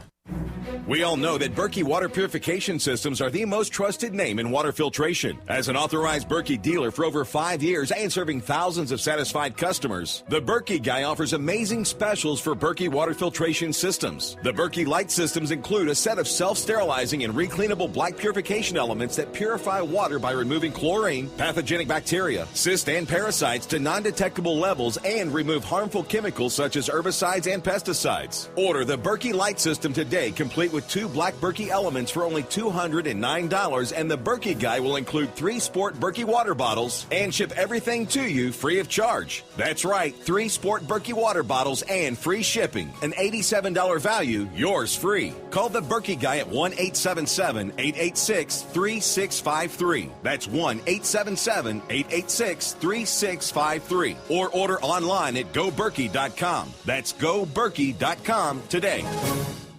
You know the Constitution like the back of your hand. You've read books, listened to podcasts, attended lectures, surfed websites, and watched videos. You've made liberty your life's goal, but something seems to be missing. Stickers. from LibertyStickers.com. Exercise your freedom of speech with the world's most dangerous bumper stickers. That's LibertyStickers.com.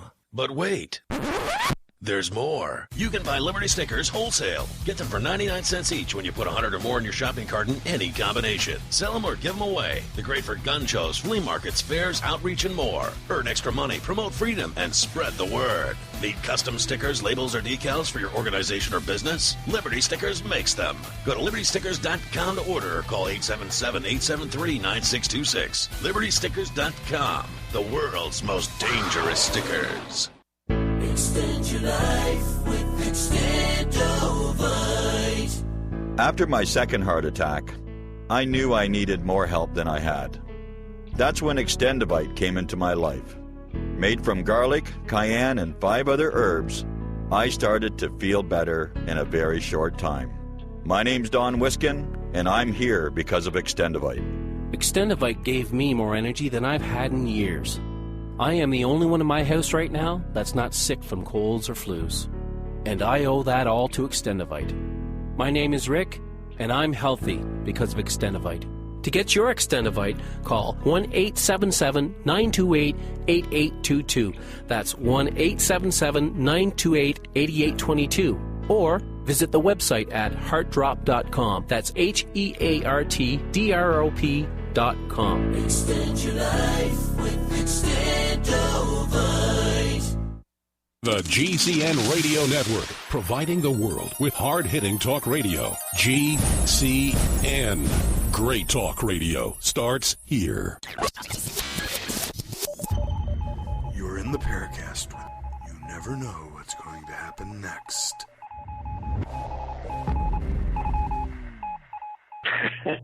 You notice that voice gets weirder and weirder as we progress. The UFO field can be pretty weird. John Brandenburg is joining us. I'm Gene Steinberg. You're in the Paracast. Chris O'Brien's the co-host. And as I said earlier, Stanton Friedman is going to be on next week. And we'll maybe ask him those questions. The man who makes ufology respectable for a scientist to talk about. Okay, that's fair enough. Okay, but now you're coming out here. You have a fiction book about UFOs, a fiction trilogy. The whole cover-up. About all the cover-up. But is there any reality we can find there? Because, one of the things that happens in the UFO field is they take something that is a fiction book or meant to be fiction, and they say, no, it's really factual. Well, I wrote it as a science fiction novel. It is a what-if novel. What if, for instance, Roswell actually happened? And then if you just take the whole public record of the whole UFO thing, suppose the government knew beyond any shadow of a doubt that we were not alone in the universe, that spacefaring extraterrestrials had come here. And then you ask yourself, why would the government keep that such a closely guarded secret? And you have to kind of connect the dots. The book, the science fiction novel, was a way I tried to kind of connect the dots of the UFO mystery. For instance, do you know what was stored at Roswell? Army Air Base. Is that a rhetorical question? All of the world's nuclear weapons were stored there. At the time, yeah. Yes. All 5 nuclear weapons that the United States possessed were stored at Roswell. And you wonder, okay, if there was a crash at Roswell, well, in fact, part of the one subplot of the book is these 2 women, because of the leaked documents they actually track down people from Roswell that were actually there and knew exactly what happened and take their testimony before the government can react. And but it's part risque soap opera and part it's part science fiction because what I'm trying to do, it's based on the idea of mediocrity. Mediocrity is the foundation of SETI, Search for Extraterrestrial Intelligence. Can I quote you? Yes. Well, mediocrity. It's not as it is as funny as it sounds, but not for the reason you think. Mediocrity. Well, it's just uninspired thinking. I mean, come on, looking for ET with radio waves. I mean, hello. I know it. Well, they have UFOs fly right over their site. They ignore that. They're looking for radio waves, by God. And you got to remember, they're radio waves from someplace 20 light years away. That's very safe. Yeah. Somebody snooping around our nuclear weapons stockpile, that's a little scary. Right. They're flying over the SETI complex. The only way they'd pay attention is if they got anally probed. Well, anyway, the principle of mediocrity underlies all SETI research, and it's the idea that we are a normal part of the universe. The human race is not remarkable. It's mediocre. It's average. The Earth is average. The human race, with all of its various forms of behavior, is average in the universe. And if you believe it or not, if you read the UFO reports, especially the abduction reports, it all makes sense in terms of mediocrity. And mediocrity, by the way, means that if you want to know what intelligent life in the universe looks like and behaves like, turn on the news. Everything from North Korea to our Congress.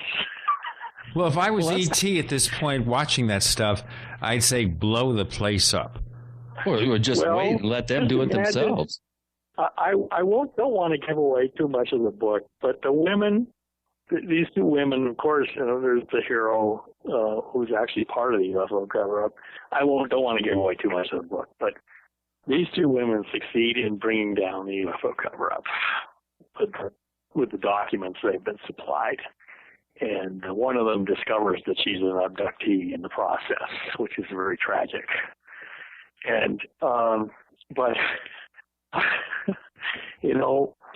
one of them says, well, we thought that people from outer space would be, better, more noble than the human race. And she said, imagine our disappointment in finding out the truth. The rest of the universe is just as screwed up as this place is. Well, that explains an awful lot. As above, so below. It's anyway, I don't want to give away too much of the novel. But I always want to ask you here the truth behind the novel. Do you at all believe that some of this stuff that you're talking about in that novel is real? I tried to put everything in that novel that I either heard rumored to be true based on my I spent 50 years in Washington, D.C., and I heard a lot of things. Let me just put it that way. And talking to, I went to a lot of UFO meetings. I talked to a lot of abductees about their experience. I talked to some ranchers who've had their cattle mutilated and were convinced that UFO activity was involved. And I tried to put the whole picture. I try to connect all the dots, and it ain't pretty. I will warn you, this novel is not for the faint-hearted. Part of it, the action occurs in a super secret alien base that is hosted by the U.S. government. But are you thinking where did you place that base? Let's live Where's right it located? San Luis Valley. Well, I'll tell you the really big joke. Oh, now I really got to read it. I did not know the San Luis Valley was UFO Central when I wrote the novel. I picked it off a map because I thought I looked at where several UFO bases were supposed to be located, and they were all on the Continental Divide. And so I just thought, well, let's imagine the biggest one is not on anyone's map. And so I picked the San Luis Valley, and I only found out after I'd finished the rough draft of the book. I thought, well, I better do a little research and make sure I got the scenery right.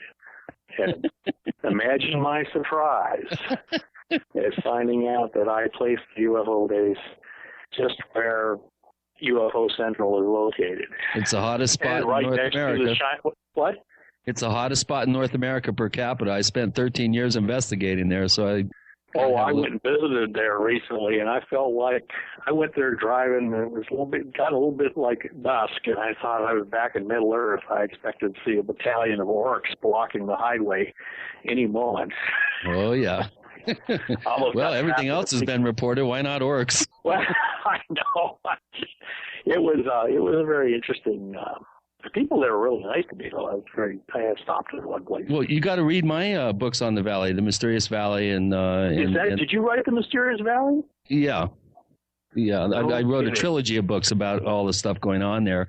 I read your article in Adventures Unlimited. Right. It's fascinating, and there's a lot of bizarre stuff going on there. I thought I gotta go there. If I wrote this, but anyway, that's where the big UFO base is. But I'm trying to push this here a little bit more detail here. Do you really feel in your heart of hearts that maybe there's more than just a tiny kernel of truth to what you're writing about in this book? Oh yeah. I believe. I tried to write a very authentic book about it, as real as I could make it. I wanted it to be a real life. I wanted it to be almost kind of a docudrama. Of course, I extrapolate what happens when the UFO cover-up collapses. But do you think there's a real UFO cover-up? Does such a thing really exist? I'm convinced of it. Okay. I mean, as a scientist, and as just somebody who's been around, I'm convinced we're not alone in the universe. I know we're not the only people who can travel through space.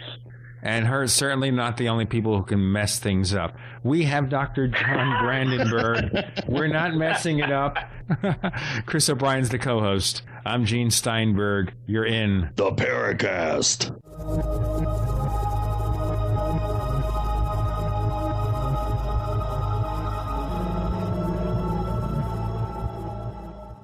Hi, this is Ted Anderson. If you'd like to listen to GCN programs on the go, I have great news. GCN has created a Droid and iPhone application, and it's free. Just as easy as going to GCNlive.com, click on the banner, and download. Before you know it, you'll be listening to your favorite hard-hitting GCN shows, live or on demand, right on your Droid or iPhone, 24/7 and on the go. So download the Droid and iPhone app free by clicking on the banner at GCNlive.com. Thanks again for listening to GCNlive.com. Again, that's GCNlive.com. Hi, this is Ted Anderson. Have you ever wondered why banks, stockbrokers, investment advisors won't talk about gold IRAs? They've been available since 1986, yet the financial industry won't recognize the value of gold for your retirement. Gold has outperformed paper investments, yet no word about IRAs. If you would like to have gold for your retirement, call 800-686-2237. Don't get left behind by rising inflation and low returns. Call 800-686-2237. Secure your future and call 1-800-686-2237.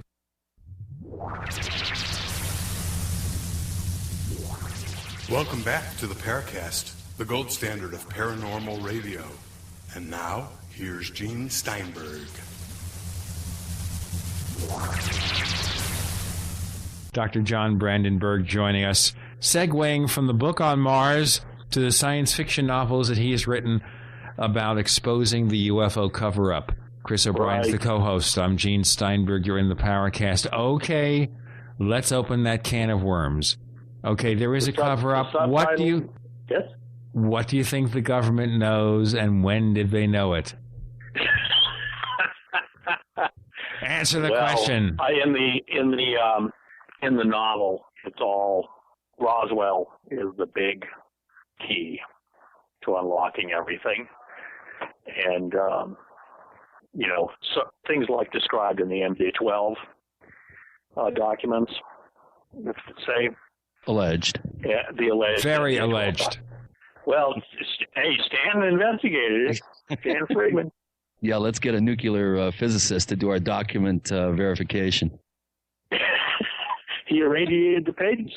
Hey, one thing, Chris, you're going to have the chance on next week's episode to ask. I know. I'm going to have some fun. Ask him if he did neutron backscatter analysis of the paper. I'm just kidding. Ask him again. Tell him Victor Norgard asked that question. Oh, okay. No, he may begin cursing if he hears the name. He may Victor not come Norgard. on the show. After that, he'll just hang up the phone. I don't think so. Maybe we'll get Paul to come back as a returning guest co-host. Well, actually, the Morningstar Pass novel, the subtitle, it's the collapse of the UFO cover-up, and then kind of the phrase that kind of describes the book. It says, "Absolute secrecy creates absolute power." Yeah, you know what absolute power? I like that. That's a good byline for the movie. Yeah, that's intended to be kind of a byline for a movie. I just wanted to create that aura of absolute secrecy creating absolute power, and it was difficult to write. You can check it out on Amazon.com. It got good reviews, especially from people in the UFO field. I felt I had done a pretty good job stringing together we'll have to get a link up on the Paracast site for that link to Amazon. And as I mentioned, I try not to give away too much of the plot. The one of the women discovers in the process that she's investigating herself because she's a UFO abductee, and is able to recall her encounters with one particular group of the extraterrestrials operating here, of which there are several. And, it's, our government, the kind of people it's gotten in bed with in the Cold War. Well, just imagine that they continued their choice of friends. Well, I'm not going to give away too much. I'll just say that.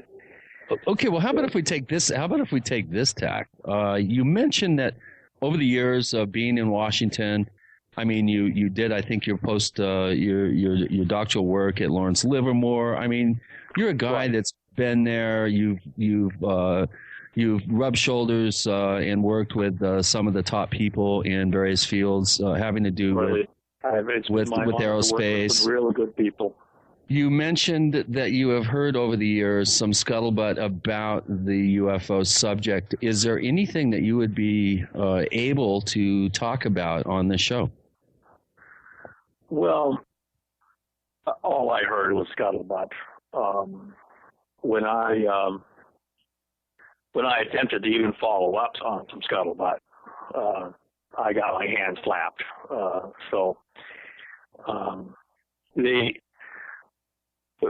You must realize that if there was a UFO cover-up, let's speak hypothetically, it's part of a compartmentalized secret system in the government, and that is it government solely, or is it aerospace as well? It's the government. But when you say the government, you don't, you're speaking of the realm of the intel agencies and things like that. So you're saying the intelligence community, science and technology. We're talking. If, let's say, hypothetically, there was a UFO cover-up, it would be managed by elements within the intel community who are used to keeping things secret. And remember, these guys, one World War, the guys who set up any UFO cover-up were busy, outfoxing the Nazis and the Japanese Empire. They were pretty tough customers. And then they won the Cold War. So these guys are pros.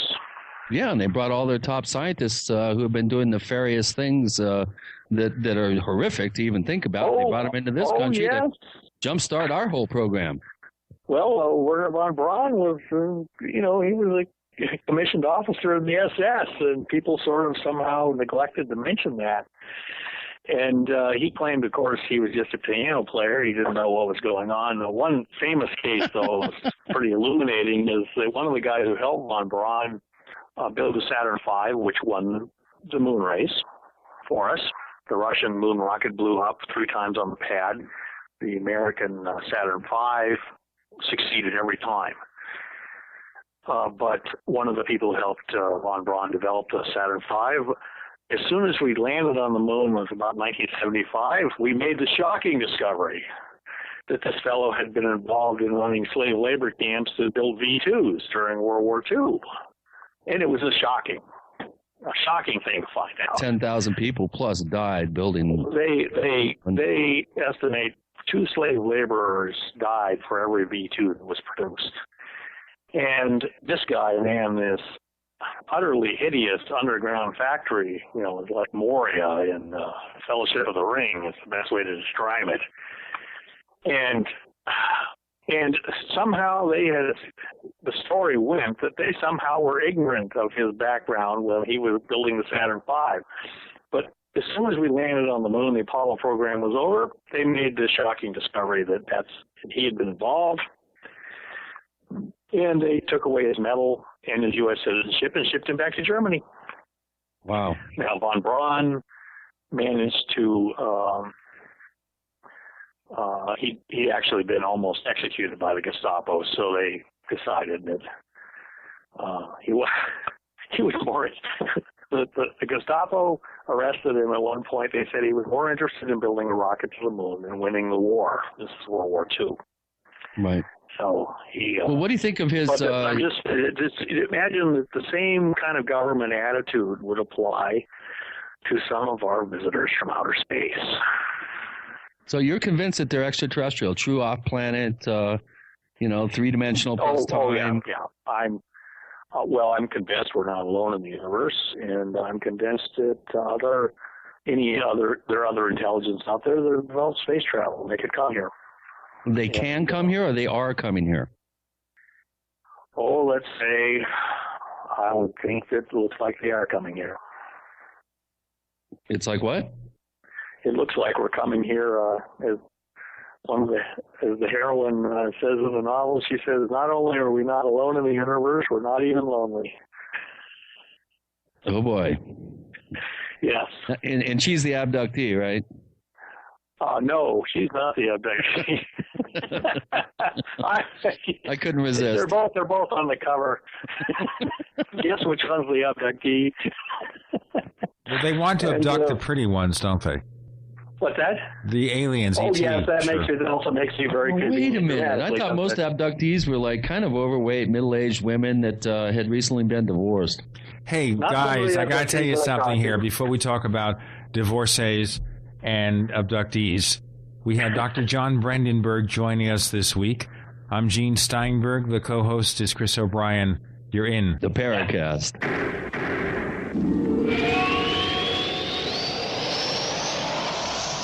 Hi, this is Tamar from Namecheap. We're a domain name and web hosting company, and we really care about our customers. With domain name purchases, Namecheap offers free SSL and free WhoisGuard for a year to protect your identity from spammers. Most importantly, we care about you. If you'd like to learn more, please visit us at radio.namecheap.com, radio.namecheap.com for web hosting and domain name specials. You can also follow us on Twitter at twitter.com/Namecheap or become a fan of ours on Facebook at facebook.com/Namecheap. See you online. For 58 years, Fate has provided true reports of the strange and unknown. Fate brings you the latest in all aspects of the paranormal, like angels and miracles, psychic phenomena, ghosts, UFOs, and much, much more. To receive your complimentary Fate magazine, call now at 1-800-728-2730 or visit their website at www.fatemag.com. That's 1-800-728-2730. What are you waiting for? Your fate awaits. Gold.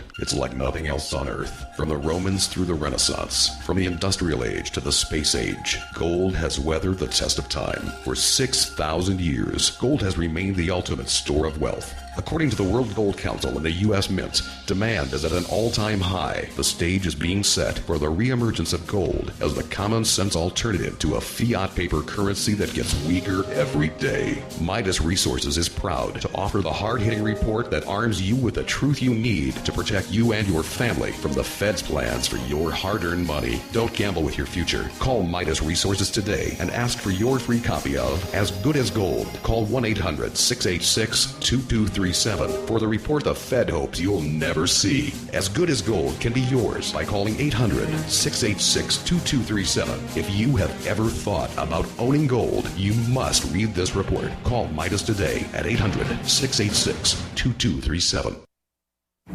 We all know that Berkey Water Purification Systems are the most trusted name in water filtration. As an authorized Berkey dealer for over 5 years and serving thousands of satisfied customers, the Berkey Guy offers amazing specials for Berkey Water Filtration Systems. The Berkey Light Systems include a set of self-sterilizing and recleanable black purification elements that purify water by removing chlorine, pathogenic bacteria, cysts, and parasites to non-detectable levels and remove harmful chemicals such as herbicides and pesticides. Order the Berkey Light System today, complete with 2 black Berkey elements for only $209, and the Berkey Guy will include 3 sport Berkey water bottles and ship everything to you free of charge. That's right, 3 sport Berkey water bottles and free shipping. An $87 value, yours free. Call the Berkey Guy at 1-877-886-3653. That's 1-877-886-3653. Or order online at goberkey.com. That's goberkey.com today.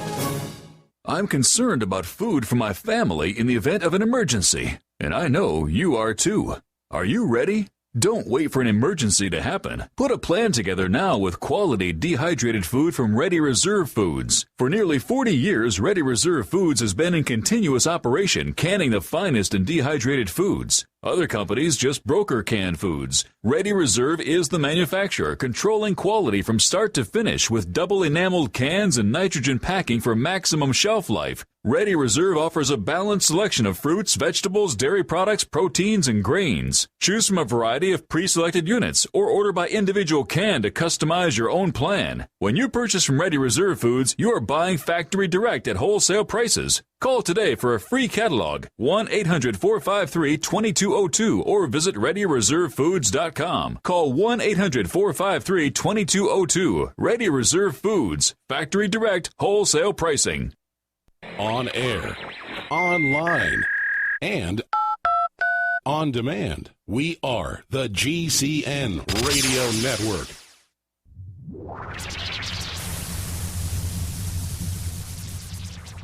We want to hear from you. If you have a comment or question about the Paracast, send it to news@theparacast.com. That's news@theparacast.com.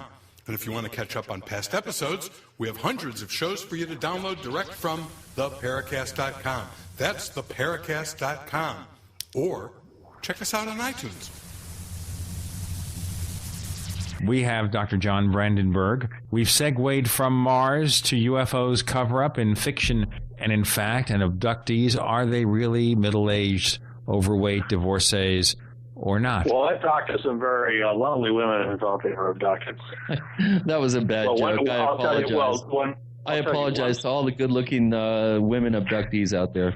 That's Chris O'Brien, by the way, our co-host for the Paracast. It's his fault. It's always his fault. It's always his fault. Well, one woman I talked to was, she was married, and she was very attractive, and she's also very religious.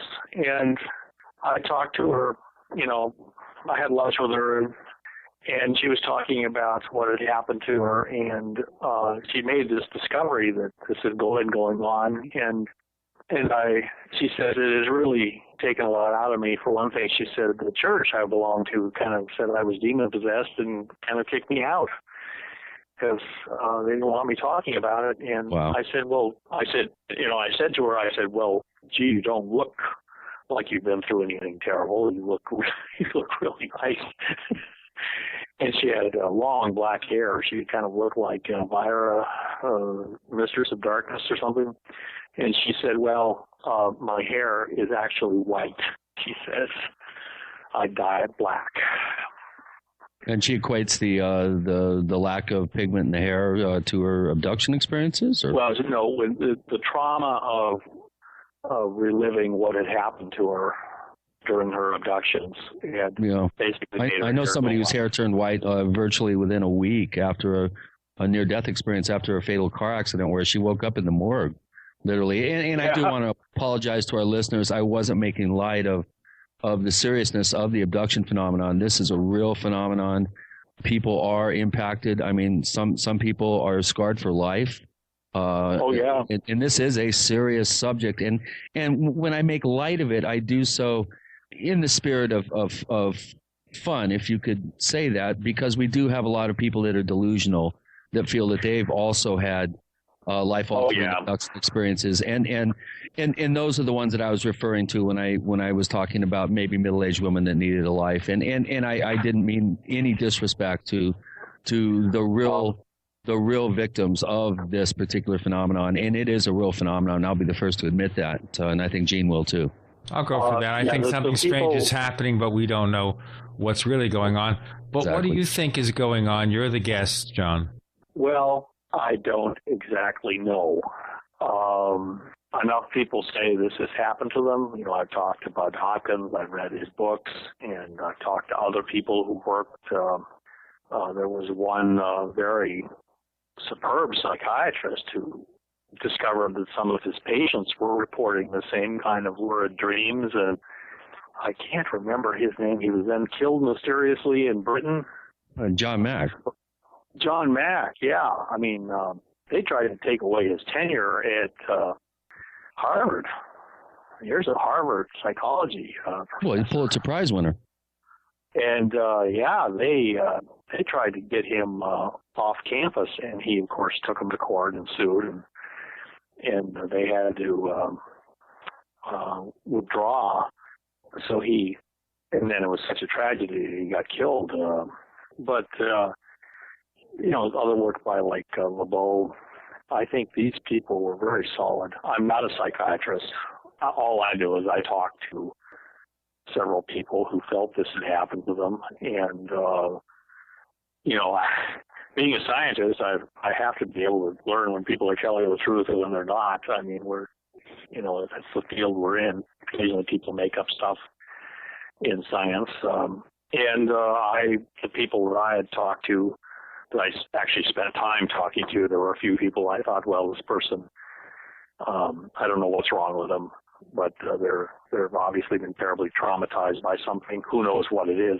But there were a few people I actually spent time talking to, and who convinced me that they were absolutely convinced that this had happened to them, and that helped me write the novel about it. Well, what do you think the agenda is? If these experiences are real, why are spacefaring entities from out there in the cosmos coming here and conducting medieval quality experiments with a fixation on genetics and ova?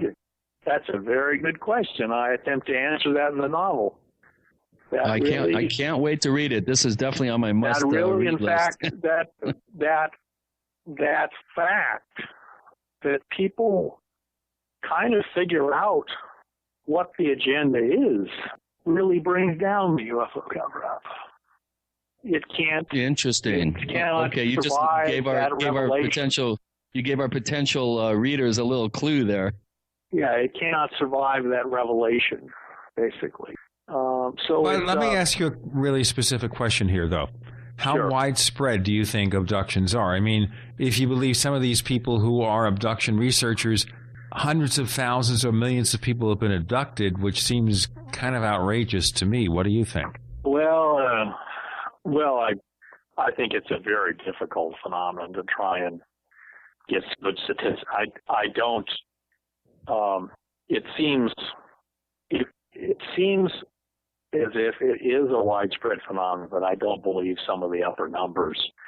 But let me tell you something that when they found out happened during the Cold War, just to give you an example of some things that some large organizations do. They found out the Russians were trying to monitor all of the long-distance phone traffic in the United States. because it was being carried by microwaves. They found out the Russians had kind of dragooned every English-speaking person they could find and had them listening to long-distance phone conversations and trying to develop dossiers on every American. And can you imagine the amount of effort that they put into that? And then as soon as the intel agencies found out this is what the Russians were doing, they immediately scrambled the microwave signals. They couldn't do it anymore. But apparently they spent probably 1 million man hours wow, dutifully trying to do. Well, I'm just giving you an example of the lengths that some organizations will do. Those are earthly organizations. And my other favorite was that when the Cold War ended and the Russian Iron Curtain collapsed, they found whole warehouses full of new German money that the Russians were going to distribute in West Germany once they'd conquered it. They'd printed up tons and tons of paper money, for the new order. Right. Yeah, don't invest in Iraqi dinars. That's right, but anyway, I tried to just connect the dots as best I could. I'll tell you what, we have dots to connect. 2 more segments of dot connecting. Sure. We have Dr. John Brandenburg. Our co-host is Chris O'Brien. I'm Gene Steinberg. You're in the Paracast.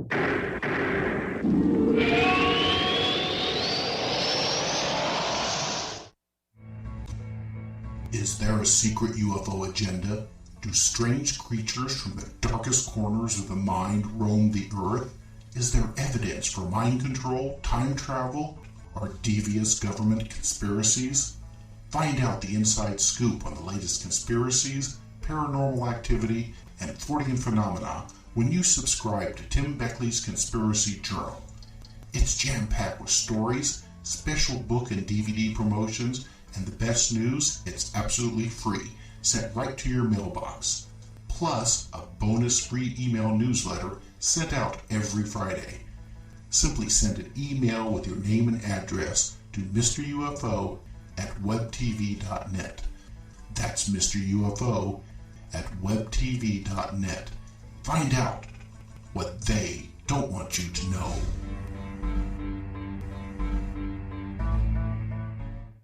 There are many types of storable foods, but how about a superfood that contains every nutrient that the human body needs for survival? 50% protein, 300 milligrams of potassium per ounce, and calcium and magnesium for your heart and bones, with many more nutrients found in this incredible food source that the government does not want you to have. This product is available in powder, seeds, and oil, and is shipped free to your door in the U.S. This product is illegal to grow in the U.S., but is legal to import. Don't waste time thinking about storing food. Plan ahead and prepare for yourself and your family now, and be in control of your destiny. You can save and invest your money, but in the end, food will be your greatest asset. Remember what the Word of God says in Ezekiel 7:19. Call 908-691-2608 and see what the powder, seeds, and oil can do for you. Remember, food will be your greatest asset. Call 908-691-2608. This product does not contain THC. Call 908-691-2608 today. You know the Constitution like the back of your hand. You've read books, listened to podcasts, attended lectures, surfed websites, and watched videos. You've made liberty your life's goal, but something seems to be missing. Stickers from LibertyStickers.com. Exercise your freedom of speech with the world's most dangerous bumper stickers. That's LibertyStickers.com. But wait, there's more. You can buy Liberty Stickers wholesale. Get them for 99 cents each when you put 100 or more in your shopping cart in any combination. Sell them or give them away. They're great for gun shows, flea markets, fairs, outreach, and more. Earn extra money, promote freedom, and spread the word. Need custom stickers, labels, or decals for your organization or business? Liberty Stickers makes them. Go to LibertyStickers.com to order or call 877-873-9626. LibertyStickers.com, the world's most dangerous stickers. Hello. At OfTheField.com, we strive to empower you with wild food preparedness. We get lots of amazing positive feedback, most of which we feature on ofthefield.com. Here's a small sample of all that people like you have to say about the wild food experience. I have about 15 wild food guides on my bookshelf, which left me wondering if I even needed another book. Boy, was I wrong. My knowledge exploded to an entire universe of wild foods. In olden days, it was the norm to know which plants are edible and which are not. Dear Linda, just wanted to let you know I received your book today. Wow. I watched the DVD last night. I was awestruck. What wonderful work you have done. This information can bless many people. Thank you again. Thanks again. Your book has given me the most hope and inspiration. Thank you. Folks, thanks for letting us help you get back to basics. Read all of the testimonials at ofthefield.com. You can order online for you and your loved ones or call 1-888-51-EAT-FREE to share in the secret. America's #1 source for independent talk radio for over a decade. We are the GCN Radio Network.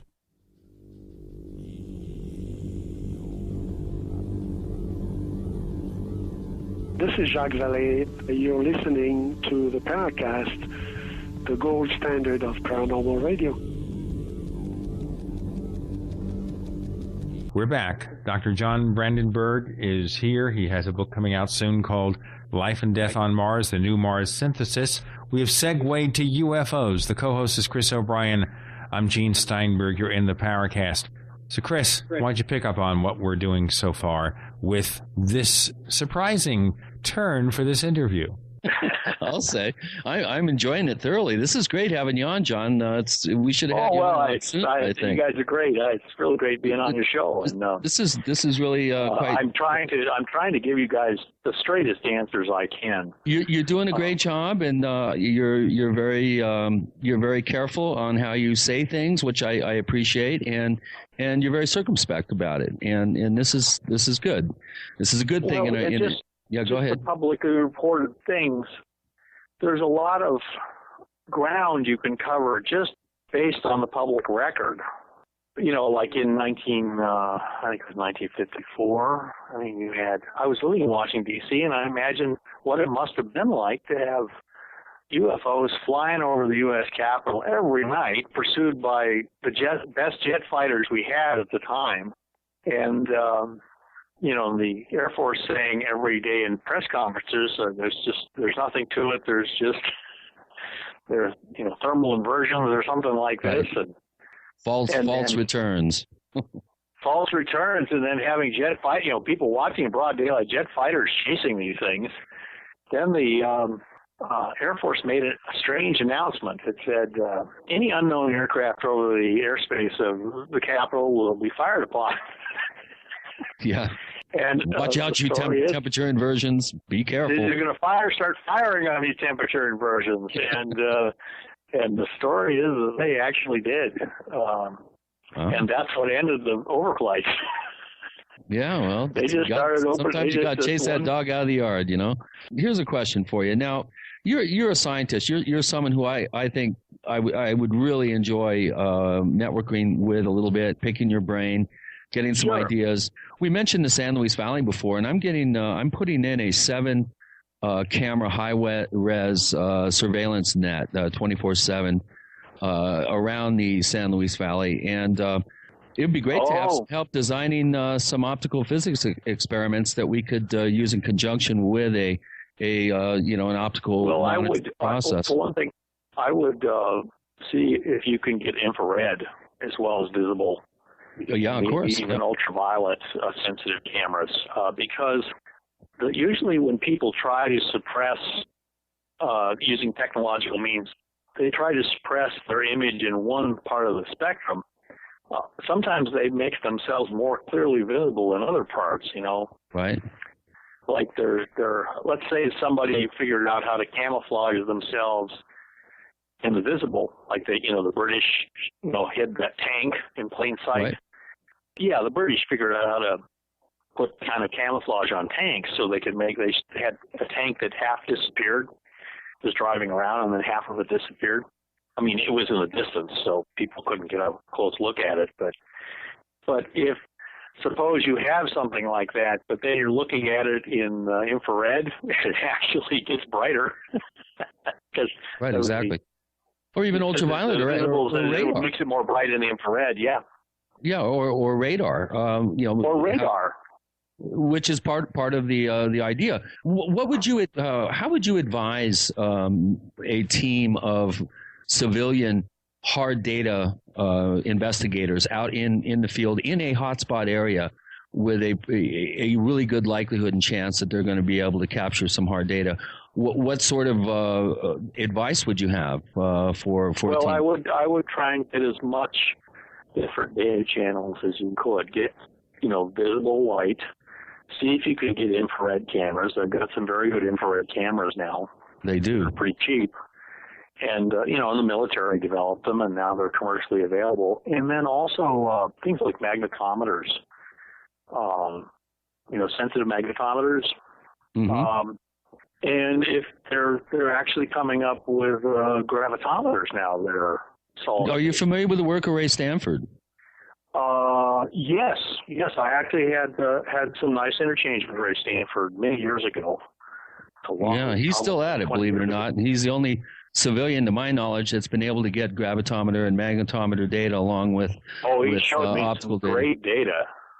Great data. What do you think of that the data? The electromagnetic signal and the gravitometer signal were coincident. The UFO decided to take off, and so he had a big spike in big electromagnetic pulse associated with the UFO taking off, leaving the scene at high speed. So you feel that was real scientific viable data then, the way it was presented to you?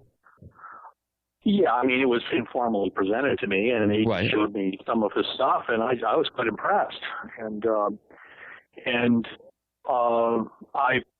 I do research. I'm a plasma physicist, so I deal with electromagnetic fields and gravity as part of astrophysics, and so it's quite natural. I would try and I would assume the same thing Einstein did, that the two fields can be unified. I strongly believe that. And how close are we to a unified field? Are we close to unifying some of these? Oh, we've made great progress. Einstein's, my conviction now is that Einstein was right. They can be unified. Unfortunately, Einstein didn't like quantum mechanics. So the people who made the most progress were Sakharov, the Russian scientist. Also Hal Puthoff in this country. You've heard of him? Oh, yeah. Yeah. And he, it's funny, we all get, the people like, Hal Puthoff and I, who end up on the frontiers of human science, we all end up confronting the UFO problem and Mars and things like that. Stuff that doesn't quite fit. What? The stuff that doesn't quite fit. The stuff that doesn't quite fit. But the really fascinating thing was that Einstein tried, the last 30 years of his life to unify the fields. That's where, in fact, we get the term unified field theory. It was from him. And it started out being a quite respectable thing to do. But Einstein, because he was such a rebel, he even ultimately rebelled against the physics community he was part of. He didn't like quantum mechanics. He rejected it and basically tried to unify the fields without quantum mechanics, and it looks like it was essential. The person who made the most progress recently was Sakharov, Andrei Sakharov, who was the guy who invented the Russian hydrogen bomb. And so he basically took quantum mechanical principles and was able to make some progress unifying E&M and gravity. And it's just a fascinating field. I could spend another 2 hours talking about just it. But yeah, easily. It's particularly relevant because of the UFO question, because many of the things people report, it looks like the craft have very strong electromagnetic fields around them. In fact, they seem to be induction fields that are rotating. Several people I talked to saw that,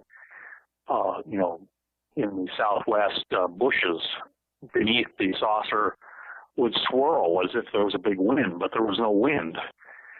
And it's just a very intriguing puzzle as a physicist to speculate how such a craft would actually be propelled, and of course what would power it. But we have, I worked on fusion energy.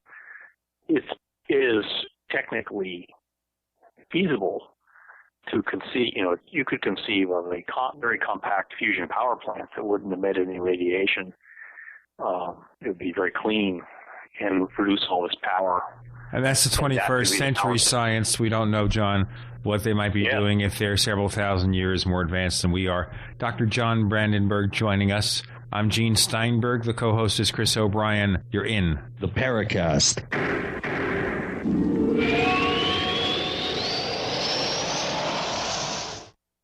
Are you ready to order the official Paracast t-shirt? You asked, we answered. We're now taking orders for the official Paracast t-shirt. It comes in white, 100% cotton. The front of it features the same logo that we have on our community forums. On the back it says, separating signal from noise. To order the official Paracast t-shirt, here's all you have to do. Visit our new online store at store.theparacast.com. One more time, that's store.theparacast.com. You can use a major credit card to place your order for the official Paracast t-shirt. Hey neighbors, we have one more thing to talk about, and that's more merchandise at the official Paracast store. We have hats, we have jackets, we even have a flip video camcorder customized with the Paracast logo at the official Paracast store. It's all now available at the official Paracast store, store.theparacast.com. Before you throw away your used batteries, you need to listen to this. Now, going green can save money. Go green and save money by giving life to your used batteries by charging them with the Renaissance Charger. The Renaissance Charger uses a new revolutionary battery charging technology that effectively extends the life of new batteries and gives new life to used batteries. Invented by legendary audio genius John Bedini, this unique and patented charging system rejuvenates the electrochemical plate structure in the battery without additives, increasing capacity and maintaining cell integrity. Renaissance Charge offers a full line of products made in the USA for all types and sizes of batteries. Find out why our customers tell us the Renaissance Charger is the only battery charger they will ever use. Save your money. Save the environment. Visit us online at r-charge.com. That's r-charge.com, or call us at 208-772-4514. That's 208-772-4514. Be a part of the revolution today. Hi, I'm Mark Craighead, founder of Crossbreed Holsters. I designed our top-selling holster, the Super Tuck Deluxe, to solve the problems of being poked, pinched, and gouged while carrying concealed. The Super Tuck Deluxe is the most comfortable, most concealable holster on the market today. We offer a 2-week free trial and a lifetime warranty. Visit us at crossbreedholsters.com. Don't forget, crossbreedholsters.com. Hi, this is Ted Anderson. Have you ever wondered why banks, stockbrokers, investment advisors won't talk about gold IRAs? They've been available since 1986, yet the financial industry won't recognize the value of gold for your retirement. Gold has outperformed paper investments, yet no word about IRAs. If you would like to have gold for your retirement, call 800-686-2237. Don't get left behind by rising inflation and low returns. Call 800-686-2237. Secure your future and call 1-800-686-2237. Did you know that you can be tracked and traced when you're online? With identity theft and cybercrimes on the rise, your passwords, your identity, and even your physical location can be revealed to complete strangers. Would you like to surf the internet anonymously and not have to worry about these threats? Well, now you can by visiting patriotinternet.com. For about $2 per month, patriotinternet.com will conceal your IP address and your physical location, allowing you to browse the web, send emails, and instant message anonymously. patriotinternet.com will bypass filters, block sites, and keyword blocking. You can also bypass logging by your router and your ISP. With patriotinternet.com, there is no software to install and uses 128-bit encryption for your protection. When using wireless hotspots, patriotinternet.com shields your information from identity thieves and is compatible with Windows, Mac, and Linux. Protect your identity and your freedom with anonymous internet access from patriotinternet.com. Visit patriotinternet.com today. Are you tired of searching for great talk radio? Something more important. Search no more. We are the GCN Radio Network. You're in the Paracast. You never know what's going to happen next. Don't forget, neighbors, if you have a comment or a question about the Paracast, write us, news@theparacast.com. That's news@theparacast.com. We have Dr. John Brandenburg, the final segment of this week's episode of the Paracast. Our co-host is Chris O'Brien. I'm Gene Steinberg, and announcing once again, we'll have Stanton T. Friedman returning to the Paracast after a long absence. On next week's show, Chris has 10,000 questions to ask him. And maybe Dr. Brandenburg will give us a few. Okay. Good. Yeah. Any ideas for questions for Stan? Well, you could ask him what he thought of Morningstar Pass. I gave him a copy, but he said, "John, this is a very thick book." Hal Puthoff read it, by the way. Really? And he really liked it. He really liked it. He said it was War and Peace. Now, Hal Puthoff has a Russian heritage, so I consider that a great compliment. And in fact, now you understand why we're breaking it up into a trilogy, because it's in 3 sections in the novel. But if we break it up into a trilogy, at least the print will be bigger and people won't be so intimidated by it. Actually, two guys who read it said this is War and Peace. You know, like a great novel like that. Ufology's War and Peace. I love it. Yeah, ufology's War and they called it the War and Peace of UFO fiction. And so I actually broke down and I read War and Peace, and I was very pleased that people would say that, because War and Peace was truly a great novel. And what's interesting, I'll share you one little bit of scuttlebutt I heard that was really funny about the UFO cover-up, was the Russian side of the UFO cover-up. Uh-oh. And during the Cold War, apparently the Russians' attitude about UFOs was that any unidentified flying object over the Soviet Union is probably American. Yeah, of course. I knew that was coming.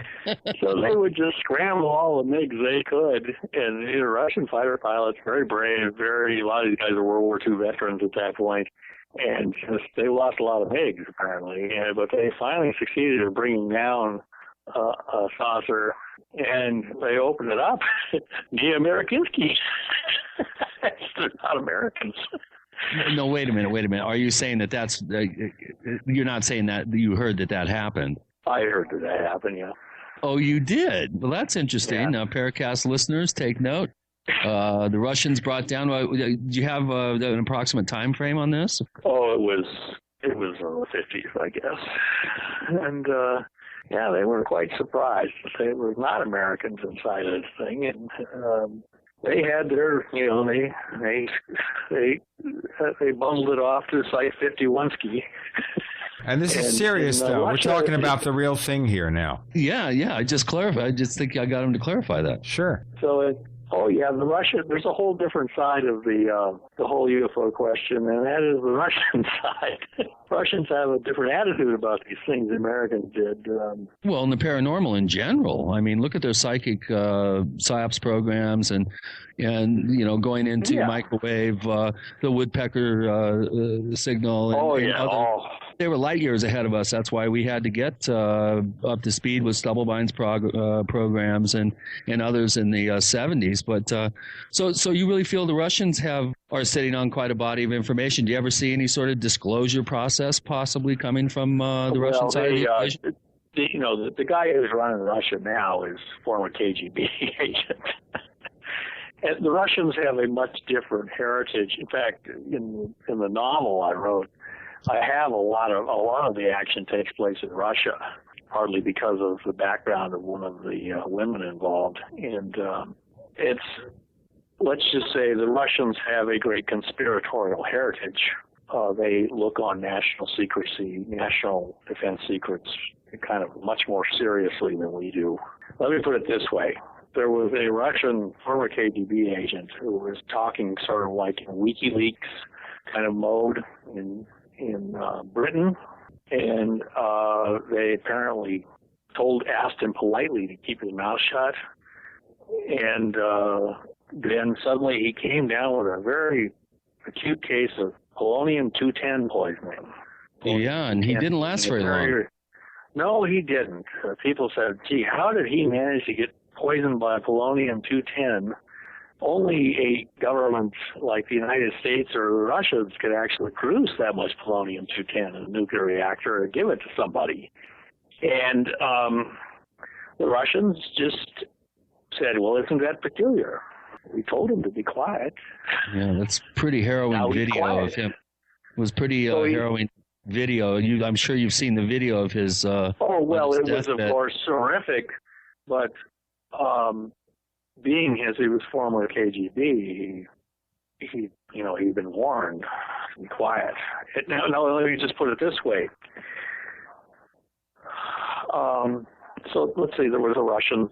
The Russians were aware of the